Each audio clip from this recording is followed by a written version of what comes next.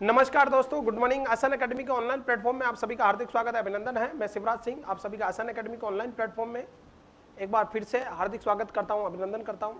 और सभी राष्ट्रवासियों को, सभी नर्सिंग ऑफिसर को और हेल्थ सेक्टर से जुड़े हुए सभी लोगों को रक्षाबंधन की हार्दिक शुभकामनाएं। बेटा, ईश्वर सभी के सपने पूरे करे। भाई बहन का जो प्यार का जो प्रतीक ये त्यौहार है, वो आप सभी का फैमिली में आपका सामंजस्य बना रहे, प्रेम बना रहे, ईश्वर से ये प्रार्थना करता हूँ। Thank you so much. चलेगा बेटा, आपके लिए इंपॉर्टेंट अनाउंसमेंट एसएन एकेडमी की तरफ से बेटा 10 अगस्त से यानी स्पेशली आपका 30 डेज का क्रैश कोर्स शुरू हुआ बेटा। वैलिडिटी इस कोर्स की 1 ईयर रहेगी। लाइव प्लस रिकॉर्डेड दोनों तरह की क्लासें होगी। डाउनलोड की फैसिलिटी अवेलेबल है। यूनिट वाइड टेस्ट सीरीज और फ्री टेस्ट सीरीज आपको मिल जाएगी बेटा। बैच ज्वाइन करने के लिए 8368066088 पे या 8686865368 पे कॉन्टैक्ट करें, या हमारी वेबसाइट www.shivangi-nursing-academy.com पे विजिट करके वहाँ पे गूगल पे, फोन पे, पेटीएम करके आप पेमेंट कर सकते हैं बेटा। चलिएगा, इसके अलावा जो लोग नोटशेट 2022 के साथ साथ 2023 की ESIC की तैयारी कर रहे हैं, आपका राजस्थान CHO की तैयारी कर रहे हैं, या किसी भी CHO के एग्जाम GMCH की तैयारी कर रहे हैं, आपका BHU, AMU, आपका जिसका भी RRB, PGI, GMCH, निम्हांस, GPSSB, ESIC, नोटशेट 2022-23, Rajasthan CHO, Rajasthan staff nurse, clear है, UPPSC, आपके यूपी के NHM के एग्जाम वगैरह, आपका UP CHO, बिहार CHO, आपका हिमाचल CHO, किसी भी एग्जाम की आप तैयारी करें नर्सिंग कैडर का बेटा, तो आसान एकेडमी की तरफ से बेटा रेगुलर बैच अवेलेबल है। इसमें कंप्लीट थ्योरी है, साथ में MCQ है विद रेशनल आपका डिटेल में बेटा। यहाँ पे इस बैच में आपको जो 8,999 का बैच है उसमें फ्री क्रैश कोर्स मिलेगा, फ्री टेस्ट सीरीज मिलेगी, कंप्लीट नोटबुक मिल जाएगी बेटा, EPDF बेटा। डेमो अवेलेबल है बेटा ऐप पे। बैच ज्वाइन करने के लिए 8368066088 पे या 8686865368 पे कांटेक्ट कर सकते हैं बेटा। इसके अलावा जो रनिंग स्टूडेंट है बेटा, जो अभी 3rd ईयर 4th ईयर में बच्चे हैं, वो अगर एसएन एकेडमी से जुड़ना चाहते हैं तो उनको एक फीस तो 8,999 रुपये रहेगी बेटा, लेकिन उनको एक्स्ट्रा 3 ईयर तक का एक्सेस दिया जाएगा। एक्सेस जो पीरियड है बेटा वो 3 ईयर है। एक्सेस का पीरियड कितना है? 3 ईयर है। तो आप 3 ईयर तक एक्सेस मिल जाएगा बेटा। सेम आपका बैच है बेटा, ऑनलाइन रहेगा कंप्लीट। इसमें लाइव प्लस रिकॉर्डेड दोनों तरह की क्लासें रहेगी। टेस्ट सीरीज फ्री मिलेगी, क्रैश कोर्स फ्री मिलेगा, एकेडमिक ईयर के भी आपको यहाँ पे डाटा मिल जाएंगे ताकि आप ड्यूरिंग आप यहाँ पे आराम से पास आउट कर सको कॉलेज लाइफ को। इसके अलावा ऑनलाइन रेगुलर बैच अवेलेबल बेटा नोटशेट एम्स 2022 का। उसमें आपको अगर क्रैश कोर्स के साथ रेगुलर बैच के साथ अगर नोट चाहिए तो 11,999 रुपये में अवेलेबल है। सेम आपके कॉन्टैक्ट करना बेटा। ये एसएन एकेडमी की तरफ से बहुत सारे अलग अलग कोर्स अवेलेबल है, लाइक टेस्ट सीरीज, CHO को crash course, regular batch, offline batch आपका विद नोट्स वाला बैच। क्लियर बच्चों? यहाँ अपन आज डिस्कस करने वाले किसके बारे में? नोटशेट 2021 का प्रीवियस ईयर का पेपर अपन डिस्कस कर रहे हैं बेटा। कल अपन ने एक पार्ट पहला पढ़ा था, अपन सेकंड पार्ट अब डिस्कस करते हैं यहाँ पे। चलेगा बच्चों, सेकंड पार्ट अपन यहाँ डिस्कस करते हैं बेटा। यहाँ पे पहला क्वेश्चन आपकी स्क्रीन पे, नोटशेट आपका प्रीवियस ईयर के पेपर में, all of the following BFHI guidelines except, बताओ कौन सी गाइडलाइन BFHI? ये एम्स 2021 की क्वेश्चन है बेटा। नोटशेट 2021 का प्रीवियस ईयर पेपर अपन सोल्व कर रहे हैं बेटा। हमारे पास में प्रीवियस ईयर का अपन पेपर सोल्व कर रहे हैं 2021 का। नेक्स्ट क्वेश्चन आपकी स्क्रीन पे बेटा, all of the following BFHI guidelines except. BFHI क्या है? Baby friendly hospital initiative. 1990 में innocent declaration on promotion of breast feeding एक प्रोग्राम आया। उस प्रोग्राम को प्रभावी ढंग से लागू करने के लिए 1992 में, 1992 में, कब है? 1992 में क्या प्रोग्राम आया? BFHI, baby friendly hospitalization. और इसका मेन पर्पज क्या? रूमिंग इन करवाना, breast feeding within half an hourly after delivery, rating guideline to staff provide, या फ्री एंटीनेटल केयर। तो ये जो बेटा BFHI है वो किससे रिलेटेड है बेटा? Very very important, promote breast feeding. इसका मेन पर्पज क्या है? Promote breast feeding. इससे दो बार एम्स में क्वेश्चन आया बेटा। 2020 में भी आ चुका है, 21 में भी सिंपल क्वेश्चन आता है। देखिएगा, रूमिंग इन को प्रमोट करना है। हमारे पास में एंटीनेटल केयर यहाँ नहीं होगा बेटा। ये ओनली किसको प्रमोट करता है? ब्रेस्ट फीडिंग को। कैसे गाइडलाइन, रिटन गाइडलाइन जारी करना, ब्रेस्ट फीडिंग को प्रमोट करना विद इन हावर में, कैसे लेचिंग होनी चाहिए, प्रॉपर गाइडलाइन। हर बात में स्टाफ को रिटर्न आपको प्रोपोगेंडा दिया जाता है जिसके अकॉर्डिंग वो ब्रेस्ट फीडिंग को क्या करा सके, प्रमोट। हर बात में क्लियर है? तो कौन सा एक्सेप्ट करोगे तो क्या? फ्री एंटीनेटल केयर इसमें नहीं आएगी। एंटीनेटल केयर किसी और प्रोग्राम में कवर होती है, इसमें तो मेनली किसको प्रायोरिटी दी गई है? हर बात में किसको? आपका ब्रेस्ट फीडिंग को। क्लियर बच्चों? जो बेबी फ्रेंडली हॉस्पिटल इनिशिएटिव है, ये दो, एक तो WHO का, वर्ल्ड हेल्थ ऑर्गेनाइजेशन की देन है, और दूसरा है बेटा very very very important UNICEF की। United National Children Fund. Clear है, इन दोनों का है बेटा हमारे पास में। और ये जो प्रोग्राम लॉन्च हुआ वो कब हुआ? 1992 में। और इस प्रोग्राम की जो रूपरेखा है वो बेटा innocent declaration on breast feeding promotion इन 1990 में एक प्रोग्राम आया था जिसमें इन्होंने प्लानिंग बनाई कि पहले क्या लोग ब्रेस्ट फीडिंग नहीं कराते थे। स्टार्टिंग के 3 दिन का जो दूध बच्चे के लिए, अरे बात कोलेस्ट्रॉम जो बच्चे के लिए किसके समान होता है? अमृत के समान। पहले लोगों में मिथक था तो कोलेस्ट्रॉम नहीं पिलाते थे, लेकिन उनको पता नहीं कि कोलेस्ट्रॉम के अंदर हाई अमाउंट में क्या होती है? एंटीबॉडी, और लाइफ लॉन्ग उसकी इम्यूनिटी को क्या रखेगा? बूस्ट रखेगा वो। तो वो पिलाते नहीं थे तो बच्चे डिस्कार्ड कर देते मिल्क को। तो फिर लोगों को प्रमोट करेंगे, और अगर मिल्क नहीं मिला तो बहुत सारी अस्थमा जैसी बीमारियां, बहुत सारी इम्यूनी सप्रेशन जैसी बीमारियां, बहुत सारी बीमारियों का शिकार हो जाता है बच्चा, मालन्यूट्रिशन का शिकार रहता है प्रोलॉन्ग लाइफ में।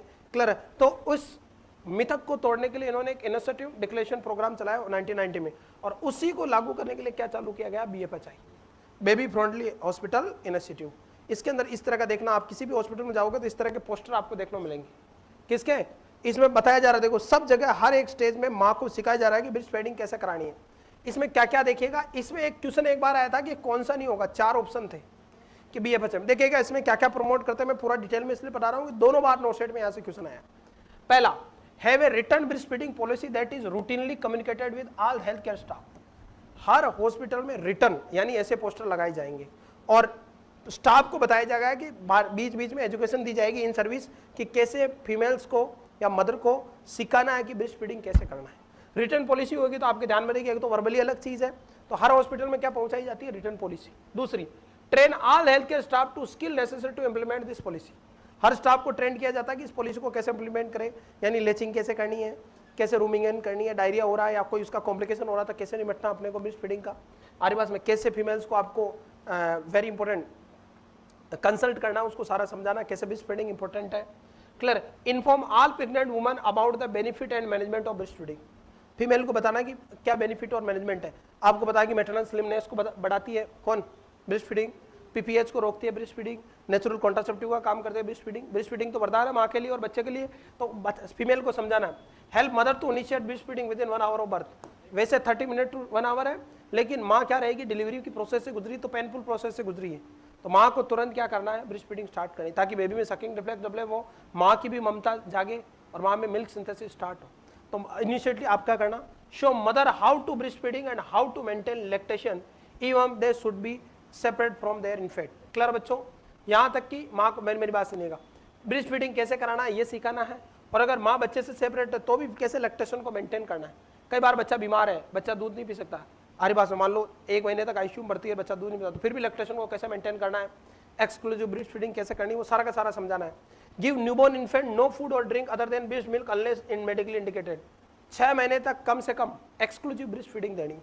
कौन सी एक्सक्लूसिव ब्रेस्ट फीडिंग देनी? कितने मंथ तक? 6 महीने तक। वहाँ पानी यानी कुछ भी नहीं देना, ना तो कोई दवाई देनी है, जब तक कि कोई मेडिकल इंडिकेशन ना हो। बीमार हो तो दे सकते हैं, वो भी इंडिकेशन हो तब। Practice rooming in, rooming in को प्रमोट करना, और रूमिंग इन का मेन पर्पज क्या? Prevent hypothermia. क्या? रूमिंग इन। आरी बास में रूमिंग इन का मतलब माँ और बच्चे को साथ रखना, आरी बास, और साथ में क्या देना? KMC, kangaroo mother care. Minimum 1 hour और मैक्सिमम 12 आवर्स तक दे सकते हैं कोई भी हेल्थी पर्सन, तो इसको प्रमोट करना। आरी बास में 24 आवर रूमिंग इन को अपने को, यानी मदर और बच्चे को दोनों को साथ रखना बेटा। क्लियर है? Encourage breast feeding on demand.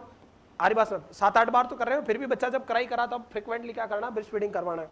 Give no artificial टेट्स, pacifier, डेमियर और सूतर टू ब्रेस्ट फीडिंग इन्फेंट। कोई भी आपको आर्टिफिशियल कोई भी चीज नहीं देनी है, पेसिफायर वगैरह कुछ भी नहीं देना, ओनली क्या? Breast feeding. आरी बास में foster the establishment of breast feeding support group and refer mother them to discharge from the hospital and clinic. आरी बास में ऐसे ग्रुप बनाना, फोस्टर का मतलब ऐसे ग्रुप बनाना तो ब्रेस्ट फीडिंग को क्या करते हैं? प्रमोट, और उन ग्रुप को बीच बीच में उस मदर के घर पे विजिट करवाना, ताकि समय समय पर उसको ब्रेस्ट फीडिंग के बारे में क्या करें? समझा सके। ये सारे के सारे लागू हुए किसके अंदर? BFHI में। ये मैंने इसलिए पढ़ाया क्योंकि इनमें से देखो क्वेश्चन डाला था और इनमें से 3 ऑप्शन था, एक चौथा अलग ऑप्शन पूछ के कि कौन सा नहीं है तो एक्सेप्ट वाला, ऐसा कैसे, इसलिए मैंने सारे बताए। ये थ्योरेटिकल है लेकिन इंपॉर्टेंट है, तो एक बार थोड़ा याद रखना हमारे पास में, वो आप वैसे पहचान लोगे। Next, if a patient done the Mantoux test and patient has been suffering from HIV, what you indicate the TB infection in the patient. ये क्वेश्चन बेटा नोट सेट के रिपीट क्वेश्चन है, बताइए, जल्दी कमेंट कीजिएगा बच्चों, जल्दी कमेंट कीजिएगा, चलेगा। Patient done the Montague test and patient has been suffering from HIV. What will you indicate the TB infection in the patient? पहला ऑप्शन 5 mm, 7 mm, 11 mm या 15 mm। आपका बेटा अगर टीबी का इन्फेक्शन है तो 5 से 9, अरे बेटा 5 भी माना जाएगा। 5 से 9 किसमें? 5 या 5 से ज्यादा। 5 या ग्रेटर देन इक्वल टू 5 दोनों किसमें जाएंगे? आरिबास में। 7 नहीं आएगा, 5 भी इसी में आएगा या 5 से ऊपर भी। 5 से 9 तक वो सब 5 या 5 से ऊपर। वैसे 5 तक क्या होता है? नेगेटिव, लेकिन यहाँ 5 भी क्या माना जाएगा? पॉजिटिव माना जाएगा। कोई डाउट है किस केस में ऐसा? क्यों? क्योंकि पर्सन इम्यूनो कॉम्प्रोमाइज है तो एंटीबॉडी क्या है? कम। एंटीबॉडी कम है तो व्हील की साइज, एंटीजन एंटीबॉडी जो रिएक्शन होगा आपका आरिबास में, वो क्या होगा? व्हील की साइज क्या रहेगी? छोटी रहेगी बेटा। क्लियर है बच्चों?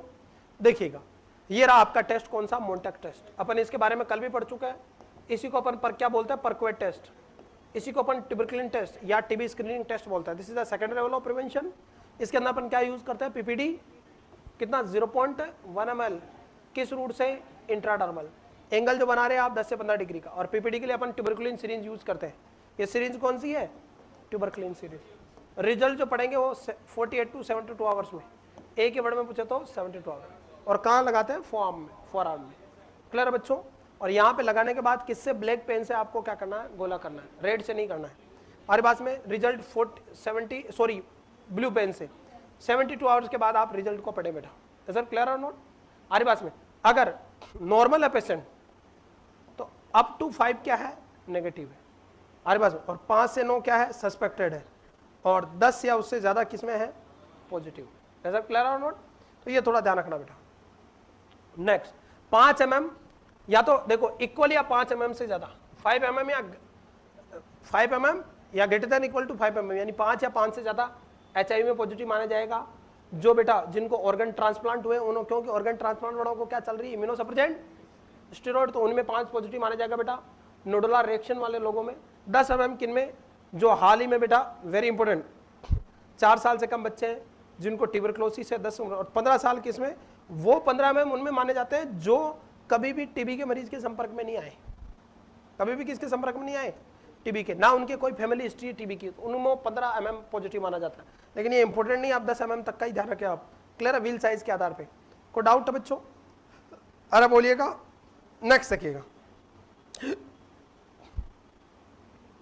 15 mm किन में पौधा देखा? ये साफ लिखा जिनमें कोई रिस्क नहीं है टीबी की, यानी पहले कभी भी वो एक्सपोज ही नहीं हुए, उनके फैमिली में या कभी टीबी के मरीज के संपर्क में नहीं आए, ऐसे लोग उसमें माने जाते हैं। देखिएगा नेक्स्ट क्वेश्चन आपकी स्क्रीन पे। क्वेश्चन को पढ़िएगा आराम से बेटा, फिर जवाब दीजिएगा। क्लासें अच्छी लग रही है तो बेटा वीडियो को लाइक और शेयर कर दें। Patient has been suffering from gall bladder disease. Cholecystectomy has been performed after evaluating the gall bladder sample of a patient. Which stone is to be determined in the following image. कैसा image है ये बताइए बेटा? Gall bladder stone हुआ है।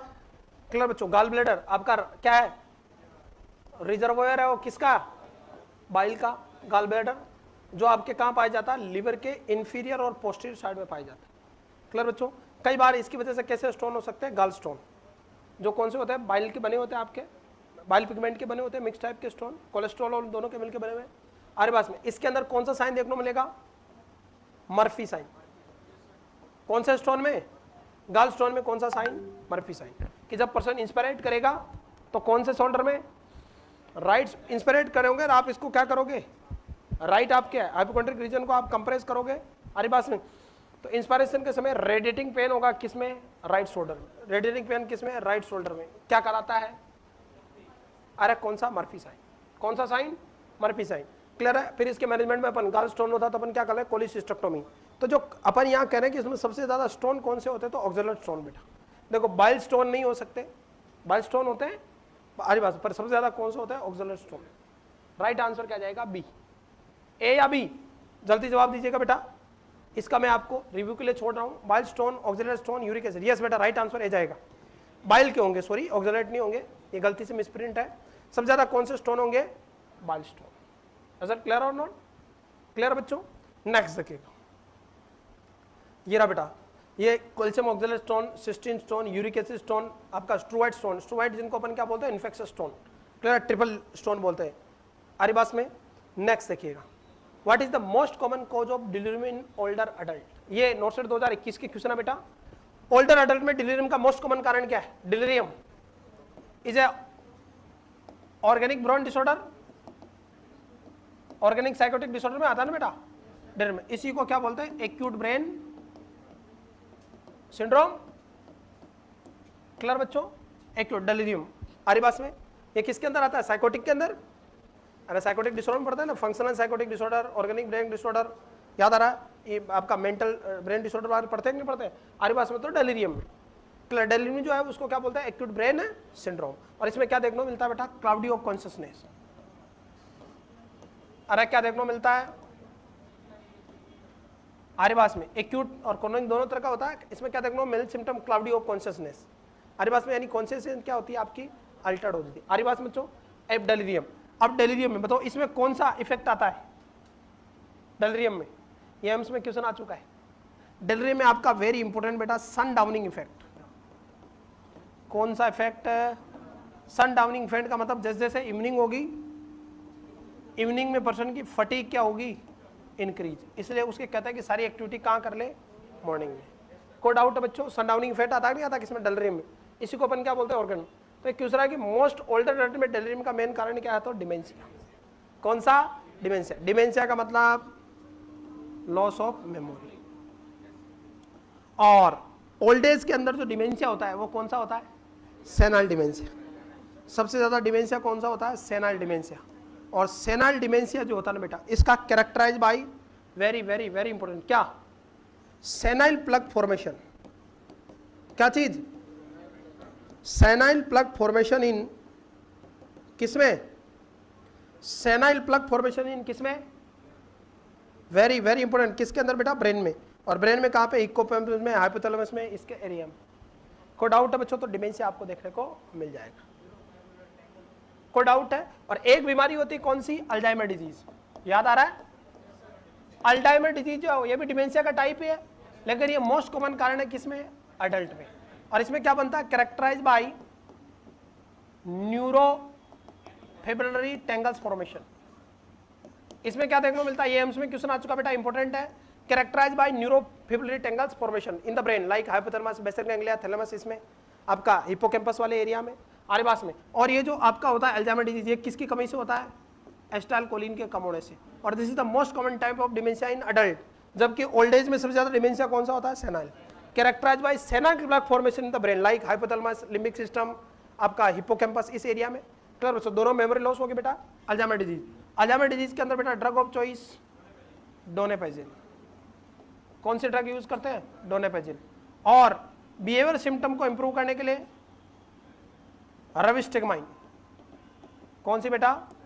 रेविस्टिगमाइन। तो ये थोड़ा ध्यान रखना बेटा। अल्जाइमर डिजीज एसिटाइलकोलिन की कमी से होती है अल्जाइमर डिजीज। कोई डाउट है? चले आगे।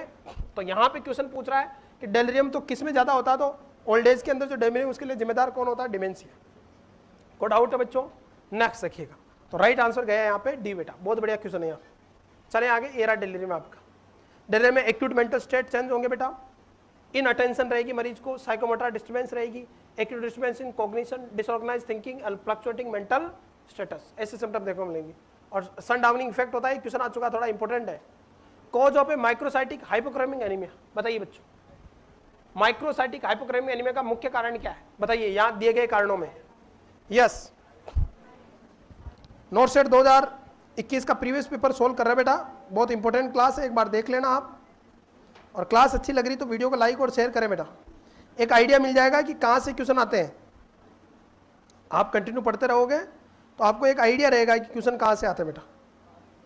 यस, समझिएगा, टॉपिक फिक्स टॉपिक है, वहीं से क्वेश्चन आते हैं, नया कुछ भी नहीं है, सब कुछ फिक्स टॉपिक से क्वेश्चन आते हैं बेटा, सब कुछ आपका फिक्स टॉपिक से क्वेश्चन आते हैं नोटसेट में। यस, जल्दी कमेंट कीजिएगा बच्चों। Yes, cause of A microcytic hypochromic anaemia, देखिएगा माइक्रोसाइटिक हाइपोक्रोमिक, माइक्रोसाइटिक का मतलब आरबीसी की नॉर्मल शेप कितनी होती है? 7.2 माइक्रोन। यहाँ 7.2 माइक्रोन से आरबीसी क्या रहेगी? छोटी रहेगी। और हाइपोक्रोमिक का मतलब कलर क्या हो जाएगा? लॉस। अरे बस में कलर क्या रहेगा? उसका लॉस रहेगा। हाइपोक्रोमिक आरबीसी जो देखने को मिलती है मोस्टली किस में देखने को मिलती है? Iron deficiency anaemia. अरे कौन से एनीमिया में? क्योंकि आयरन जो है बेटा हीमोग्लोबिन भी बनाता है हमारे पास में, और हीमोग्लोबिन आरबीसी को बनाता है। तो ये कलर और साइज दोनों को डिसाइड करता है कौन? हीमोग्लोबिन। हीमोग्लोबिन, और हीमोग्लोबिन किससे बनता हुआ है? आयरन से प्लस प्रोटीन से। तो किसी को आयरन डेफिशिएंसी एनीमिया है या प्रोटीन डेफिशिएंसी एनीमिया है, तो उस कंडीशन में बेटा वेरी वेरी वेरी इंपॉर्टेंट क्या देखने को मिलेगा? Microcytic hypochromic anaemia. हमारे पास बच्चों, और ये iron deficiency anaemia is the most common anaemia in pregnancy. चाहे प्रेगनेंसी हो, चाहे ओल्ड एज हो, बूढ़ा टाडा, कोई भी आदमी हो, सबसे ज्यादा एनीमिया कौन सा होता है? Iron deficiency. क्लियर बच्चों? एंड अगर आपसे पूछे कि मैटरनल मोर्बिडिटी का मेन कारण कौन सा है, तो यही है मैटरनल मोर्बिडिटी रेट। हमारे पास मैटरनल मोर्बिडिटी रेट का मतलब इलनेस रेट, रुग्णता दर। हमारे पास में इसके लिए मेन जिम्मेदार कौन है? एनीमिया। वो भी कौन सा? Iron deficiency anaemia. कोई डाउट है बच्चों? ये थोड़ा ध्यान रखना पड़ा, ये दोनों क्वेश्चन इंपॉर्टेंट है, ये दोनों कई बार हो चुके हैं। क्लियर बच्चों? Iron deficiency. और बताइए प्रेगनेंसी में एनीमिया कब बोलेंगे? प्रेगनेंसी में एनीमिया कब कहोगे? According to WHO haemoglobin level less than 11 gram पर DL या 11 ग्राम पर डेसिलिटर से कम हो तो WHO के अकॉर्डिंग एनीमिया कहलाएगा। जबकि according to ministry of health and family welfare, Bharat सरकार के द्वारा, हीमोग्लोबिन लेवल कितने से कम? 10 मिलीग्राम पर DL से कम हो तो क्या कहलाएगा? एनीमिया। तो क्वेश्चन में पढ़ना है कि WHO का पूछ रहा है कि किसका पूछ रहा है? छोटी छोटी बातें और सलेक्शन, फिक्स पैटर्न है नोट सेट का, ज्यादा एक्स्ट्रा पढ़ने की जरूरत नहीं है, केवल आप सीरीज में पढ़ते जाइए बेटा, देखिएगा। क्लियर बच्चों? Next, normal pH of amniotic fluid. देखो ये फिक्स क्वेश्चन है, देख रहे हो, आपका आयरन डेफिशिएंसी, आयरन से टॉपिक से आता है, एनीमिया से आता है, अभी पढ़ा है मैंने बेबी फर्टिलिटी हॉस्पिटल इंस्टीट्यूट से, एक डेलरीमिया डिमेंशिया से, दोनों में से एक क्वेश्चन आएगा। अरे समझे मेरी बात? एक साइजोप्रेनिया हो गया, फिक्स टॉपिक है। ECT बताइए, नॉर्मल पीएच सी अबव 6.5 डिग्री, क्योंकि और कोई ऑप्शन नहीं आ रहा। वैसे नॉर्मल पीएच कितनी होती है? 7.2 के करीब, 7.2 से 7.3 के करीब रहती है। एमनियोटिक फ्लूइड जो कैसा फ्लूइड है? आइसोटोनिक फ्लूइड है, जिसका जो आइसोटोनिक फ्लूइड है और जिसकी जो ऑस्मोलिटी वो कितनी है? 250 मिली ऑस्मोल पर लीटर। याद आ रहा है कि नहीं आ रहा है? Amniotic fluid. और एमनियोटिक फ्लूइड जो वो कैसा है? एकदम क्लियर और कैसा है? कलरलेस फ्लूइड है हमारे पास में। और ये मेनली कैसा ओरिजिन होता है? Fetal origin. 80% किसके द्वारा? फिटस के द्वारा बनता है, और मेनली फिटस के किसके द्वारा? यूरिन के द्वारा। हमारे पास में फर्स्ट टाइम ये बनना शुरू हो जाता है बेटा 10 वीक पे, इसका जो लेवल होता है वो 30 ml होता है। हमारे पास में 12 वीक्स पे 50 ml, 50 ml, 20 वीक पे 400 ml होता है बेटा।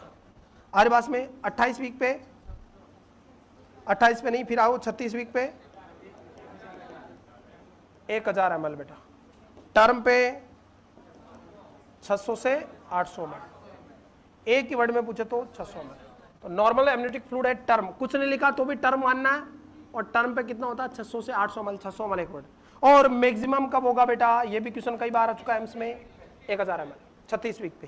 क्लियर है? हमारे पास में 42 वीक पे वेरी इंपॉर्टेंट 200 ml के आसपास रहेगा, और 42 वीक से ज्यादा हो गए तो 150 ml के आसपास रहेगा। समझ रहे मेरी बात? उससे कम ही रहेगा। क्लियर बच्चों? तो नॉर्मली एक तो आपका 20 वीक पे 400 ml, टर्म पे 600 ml, और 36 वीक पे कितना मैक्सिमम होता है? 1000 ml। अरे कोई डाउट है बच्चों? नेक्स्ट देखिएगा, तो ये आपका, और पीएच क्या रहती है इसकी? लगभग ब्लड से इक्वली रहेगी, 7.2 7.3 पीएच ही रहती है ना, स्लाइटली एल्कलाइन रहता है। सर क्लियर और नॉट बेटा? अरे बोलो भाई, एमनियोटिक फ्लूइड क्लियर है इसका। इसके अलावा एमनियोटिक फ्लूइड का एक क्वेश्चन आएगा, या तो इसका एबनॉर्मल एमनियोटिक फ्लूइड के कलर वाला, वो आगे डिस्कस करेंगे अपन, या फिर डायरेक्ट ऐसा छोटा बड़ा क्वेश्चन पूछ ले। सर क्लियर और नॉट? और ऐसे क्वेश्चन को बोलते हैं बेटा कॉन्फिडेंस इंक्रीजिंग क्वेश्चन। मैंने कल भी बताया था 200 में से कितने? आजकल 100 क्वेश्चन ऐसे ही आते हैं, और सबसे ज्यादा गलती इसी में होती है, क्योंकि इसमें ज्यादा दिमाग लगा लेते हैं अपन। क्लियर है? अब देखो, वैसे कोई भी राइट ऑप्शन नहीं है, लेकिन फिर राइट का तरीका क्या है? नियर बाई वाला ऑप्शन आपको चूज करना है। सर क्लियर और नॉट बेटा? मेहनत कीजिएगा बेटा, सपने आपके तो भागना भी आपको ही पड़ेगा। यस, जीवन में कोई भी ऐसा प्राणी नहीं बनेगा जो आपको उठा के मुंह में खाना दे दे। हाथ पैर आपको चलाना पड़ेगा, मेहनत आपको करनी पड़ेगी, क्योंकि सपने आपके हैं तो दौड़ भी आपकी होगी। चलिएगा नेक्स्ट क्वेश्चन बेटा। नेक्स्ट क्वेश्चन आपकी स्क्रीन पे बहुत बढ़िया क्वेश्चन है, जल्दी से जवाब दीजिएगा, आराम से जल्दी से जवाब दे दीजिएगा। Patient is taking haloperidol and at home patient is not able to sit quietly during the clinical visit. Patient has urge to walk, what is suffering from? यानी तीव्र इच्छा हो रही है पेशेंट को, पेशेंट क्लिनिक में आया और पेशेंट को क्या नहीं हो रहा है? बैठ ही नहीं रहा, इधर उधर भागा फिर रहा है, क्या कहलाता है? एकैथेसिया। इसी को अपन क्या बोलते हैं? वाकी टाकी। क्या बोलते हैं? Strong desire to move. अरे क्या स्ट्रॉन्ग? तीतर का बाल, हाँ वही होता है आरी बास में। क्लियर है? एकैथेसिया, स्ट्रॉन्ग डिजायर टू मूव। कोई डाउट है बच्चों? And this is the seen in the case of, किस केस में? ड्रग इंड्यूस पार्किंसंस में। अरे किसमें? याद आ रहा है? कौन से पार्किंसन में? ड्रग इंड्यूस पार्किंसन में। कैसा सिम्टम है? ईपीएस है ना यार, एक्स्ट्रा पिरामिडल सिम्टम है। इसके अलावा टाइडेड डिस्काइनेशिया होगा आपको, रेस्टलेसनेस, इरिटेबिलिटी, और सबसे डेंजर सिम्टम क्या होता है? न्यूरोलेप्टिक मैलिग्नेंट सिंड्रोम, जिसमें मेन पेशेंट को सीवियर हाइपरथर्मिया, हाइपरटेंशन होती है। याद आ रहा है? कोई डाउट है बच्चों? अरे बोलिए भाई। तो ये आपका ईपीएस में, हेलोपेरिडोल खाने वालों पार्किंसन में। फिर इसमें ड्रग ऑफ चॉइस क्या रहती है? ड्रग इंड्यूस पार्किंसन में ड्रग ऑफ चॉइस है बेंजैक्सोल। इसी को अपन ट्राई टीएचपी, ट्राई एक्सिल फेनिडेट बोलते हैं अपन, टीएचपी। क्लियर? अगर वो अवेलेबल नहीं है तो फिर एट्रोपिन देते हैं। अगर क्लियर और नोट बेटा? चले आगे, बताओ इसके अंदर अर्ली सिम्टम क्या होता है ईपीएस में? अर्ली पक्का? What is the early symptom of drug induced Parkinson's? Early sign symptom क्या होगा? यस बेटा, बहुत बड़े जवाब, अर्ली सिम्टम डिस्टोनिया होगा।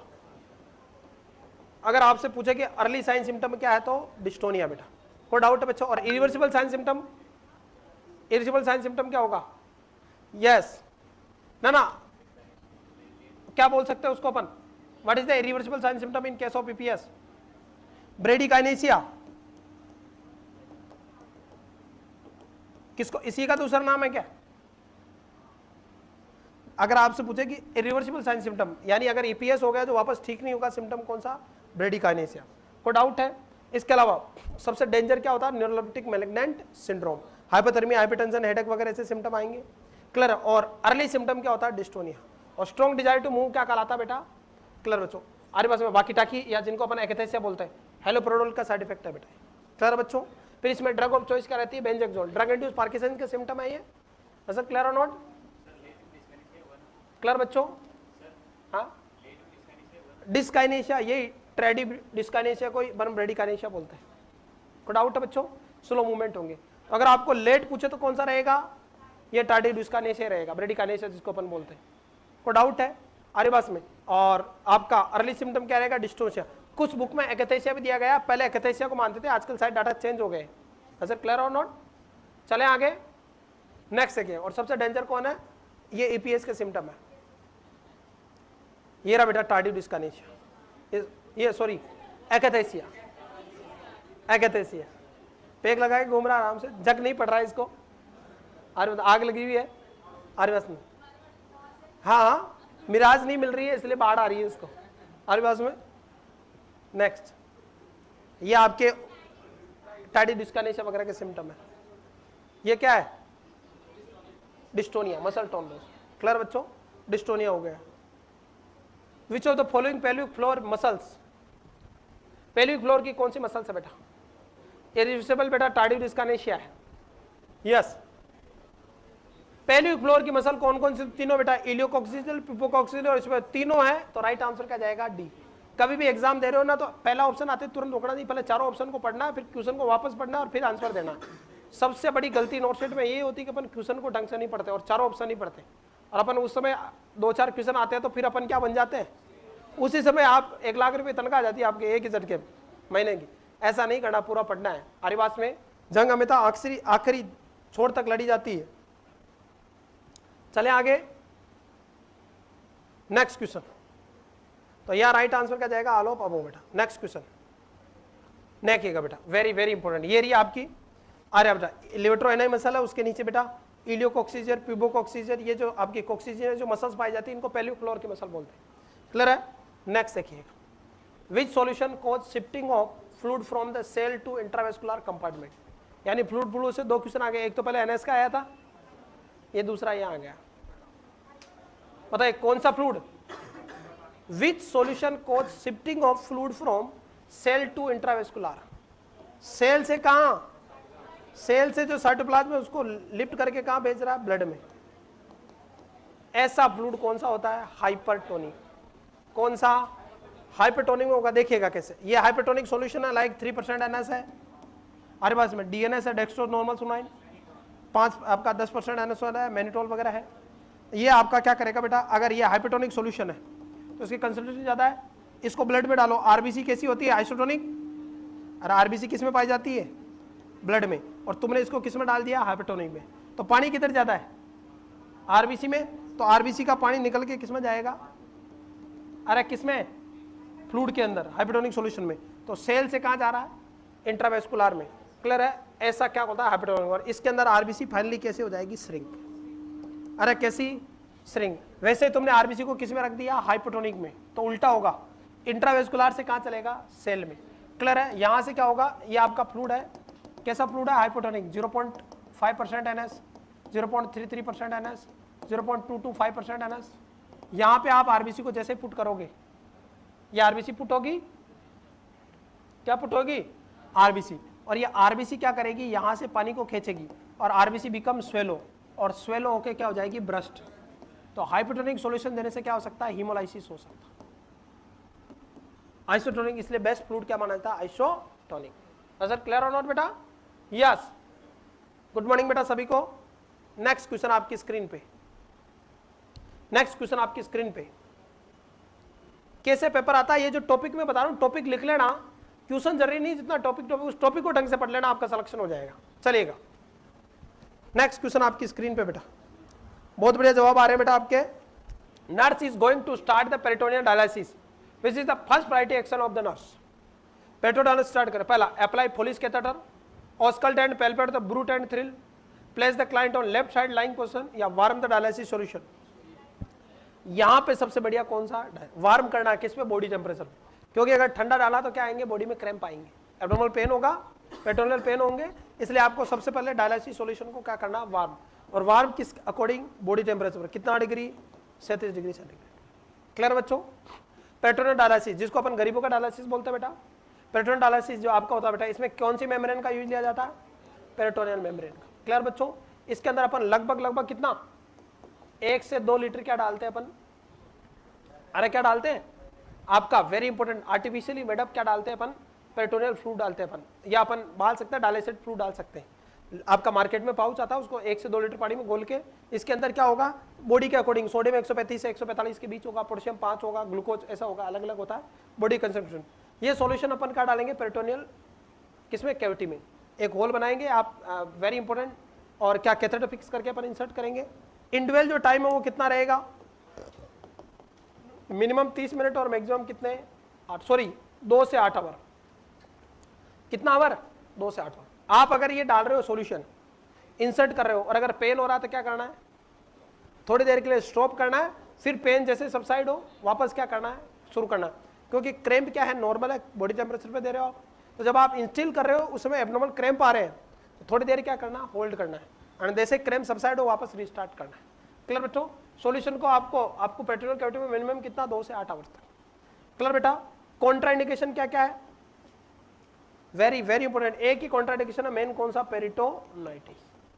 अरे किसी को क्या है? पेरिटोनाइटिस और का है, तो ये पेरिटोनियल डायलिसिस स्ट्रिक्टली क्या है? कॉन्ट्रा इंडिकेटेड है बेटा। क्लियर है? और साइड इफेक्ट भी पूछे तो इसका मोस्ट कॉमन साइड इफेक्ट भी क्या है? पेरिटोनाइटिस। अगर आपसे पूछे कि पेरिटोनियल डायलिसिस का मोस्ट कॉमन साइड इफेक्ट क्या है? पेरिटोनाइटिस। और पेरिटोनाइटिस का अर्ली सिम्टम क्या है? Abdominal cramp. एब्डोमिनल क्रैम्प होंगे, एब्डोमिनल पेन होंगे हर बात में। क्लियर? इसके अलावा एसाइड्स हो सकते हैं, इन्फेक्शन हो सकता है बॉडी में, सेप्टिसीमिया हो सकता है, कट माय पॉइंट। अरे बाउल क्या हो सकती है? नेक्रोसिस हो सकती है। जितना फ्लूइड डाला उतना का उतना ही बाहर आना चाहिए। 2 लीटर डाला तो 2 लीटर चाहिए। अगर 2 लीटर बाहर नहीं आ रहा है तो पेशेंट को क्या करें? टर्न साइड टू साइड, हिला ले, झड़का ले, कहीं फंसा हुआ तो बाहर आ जाएगा ना। अपन झड़का लेते ना आदमी को वैसे। तो अगर कहीं मान लो जितना आपने इनफ्लो दिया, 2 लीटर आपने क्या दिया? इनफ्लो, तो उतना ही क्या होना चाहिए? आउटफ्लो। अगर 2 लीटर में से मान लो 1.8 लीटर ही बाहर आया है 1800 ml, तो पेशेंट को turn side to side turn करना है, ताकि जो कहीं फंसा हुआ वो बाहर आ जाएगा। फिर भी बाहर नहीं आ रहा है तो जो 200 ml रह गया उसको किस में जोड़ देना? इनटेक में। अरे किस में जोड़ देना? इनटेक में। क्लियर है? और अगर आपने डाला 2 लीटर और बाहर आ गया कितना? 2.5 लीटर, आउटफ्लो ज्यादा, तो इस केस में इन्फॉर्म द फिजिशियन। तुरंत किसको इन्फॉर्म करे बेटा, फिजिशियन को। ये थोड़ा ध्यान रखें, क्लियर है। आपने जैसा कलर डाला क्लियर और कलरलेस, वैसा का वैसा कलर बाहर आना चाहिए। अगर कलर कैसा है बेटा, वेरी इंपॉर्टेंट, क्लाउडी है, क्लाउडी है तो इसका मतलब क्या है, पेरिटोनाइटिस। आउटफ्लो का कलर कैसा है, क्लाउडी है, इसका मतलब पेरिटोनाइटिस है या कोई इन्फेक्शन हुआ है। अगर ब्राउन कलर का है तो अरे कैसा बेटा, बाउल परफोरेशन का, किसका, बाउल। और अगर कैसा है, येलो कलर का बाहर आ रहा तो किसका, ब्लेडर परफोरेशन का इंडिकेशन है। कोई डाउट है तो कलर की कोडिंग देखनी, नॉर्मली जैसा इनफ्लो डालते हैं वैसे ही बाहर आना चाहिए कलर। अगर कैसा आ रहा है, क्लाउडी अपीयरेंस इसकी आउटफ्लो की, तो क्या है, पेरिटोनाइटिस है या कोई इन्फेक्शन हुआ है। क्लियर बेटा, पेरिटोनाइटिस वगैरह हुआ या कोई आपका पेरिटोनियल इन्फेक्शन हुआ, उसकी वजह से इन्फेक्शन को बताता है। क्लियर है। अगर ब्राउन कलर का आता, किसका इंडिकेशन है, बाउल का, स्टूल मिक्स हो गया। और येलो आ रहा तो यूरिन मिक्स हो गया, कौन सा, ब्लैडर परफोरेशन का इंडिकेशन। क्लियर बच्चों। और मोस्ट कॉमन कॉम्प्लिकेशन क्या है, पेरिटोनाइटिस, एसाइड्स वगैरह हो सकते हैं। तो यहाँ पे वार्म करना बॉडी टेम्परेचर पर। ये रहा आपका पेरिटोनियल डायलिसिस, ये रहा पेरिटोनियल कैविटी में अपन इंसर्ट करते हैं बेटा। नेक्स्ट, साइजोफ्रेनिया के बारे में क्या कथ्य सतन है। साइजोफ्रेनिया जिसके बारे में सबसे पहले किसने बताया था, यूजन ब्लूरन ने। इन्होंने साइजोफ्रेनिया, साइजोफ्रेनिया का मतलब क्या होता है, स्प्लिट इन माइंड। अरे किसमें, माइंड के अंदर स्प्लिट होता है। And this is the bed disorder. कौन सा डिसऑर्डर है, बिहेवियर, थॉट एंड कौन सा है, एक्टिविटी या अटेंशन। बेड डिसऑर्डर का मतलब कौन कौन सा, behaviour, activity. A for activity है ना, या अटेंशन। ए फॉर क्या, मुझे ये बताइए। यस बेटा, यस अफेक्ट है ये बेवड़ो, ना तो अटेंशन है एक्टिविटी, अफेक्ट डिसऑर्डर है। नेक्स्ट देखिएगा, what is the true about schizophrenia. तो साइजोफ्रेनिया का मतलब क्या होता है बेटा, स्प्लिट इन द माइंड। क्या चीज, स्प्लिट इन द माइंड। अरे यार ये सब किसने दी थे, यूजर ब्लूरन ने, साइजोफ्रेनिया वर्ड। क्लियर बच्चों, क्लियर है। ये बेड डिसऑर्डर है, बिहेवियर, थॉट और कौन सा, अफेक्ट। क्लियर बच्चों। इसके अंदर ब्लूरल के 4A सिम्टम देखने को मिलते हैं। बताओ 4A सिम्टम कौन से ब्लूरल के, ए फॉर मतलब अफेक्ट इन एप्रोप्रिएट,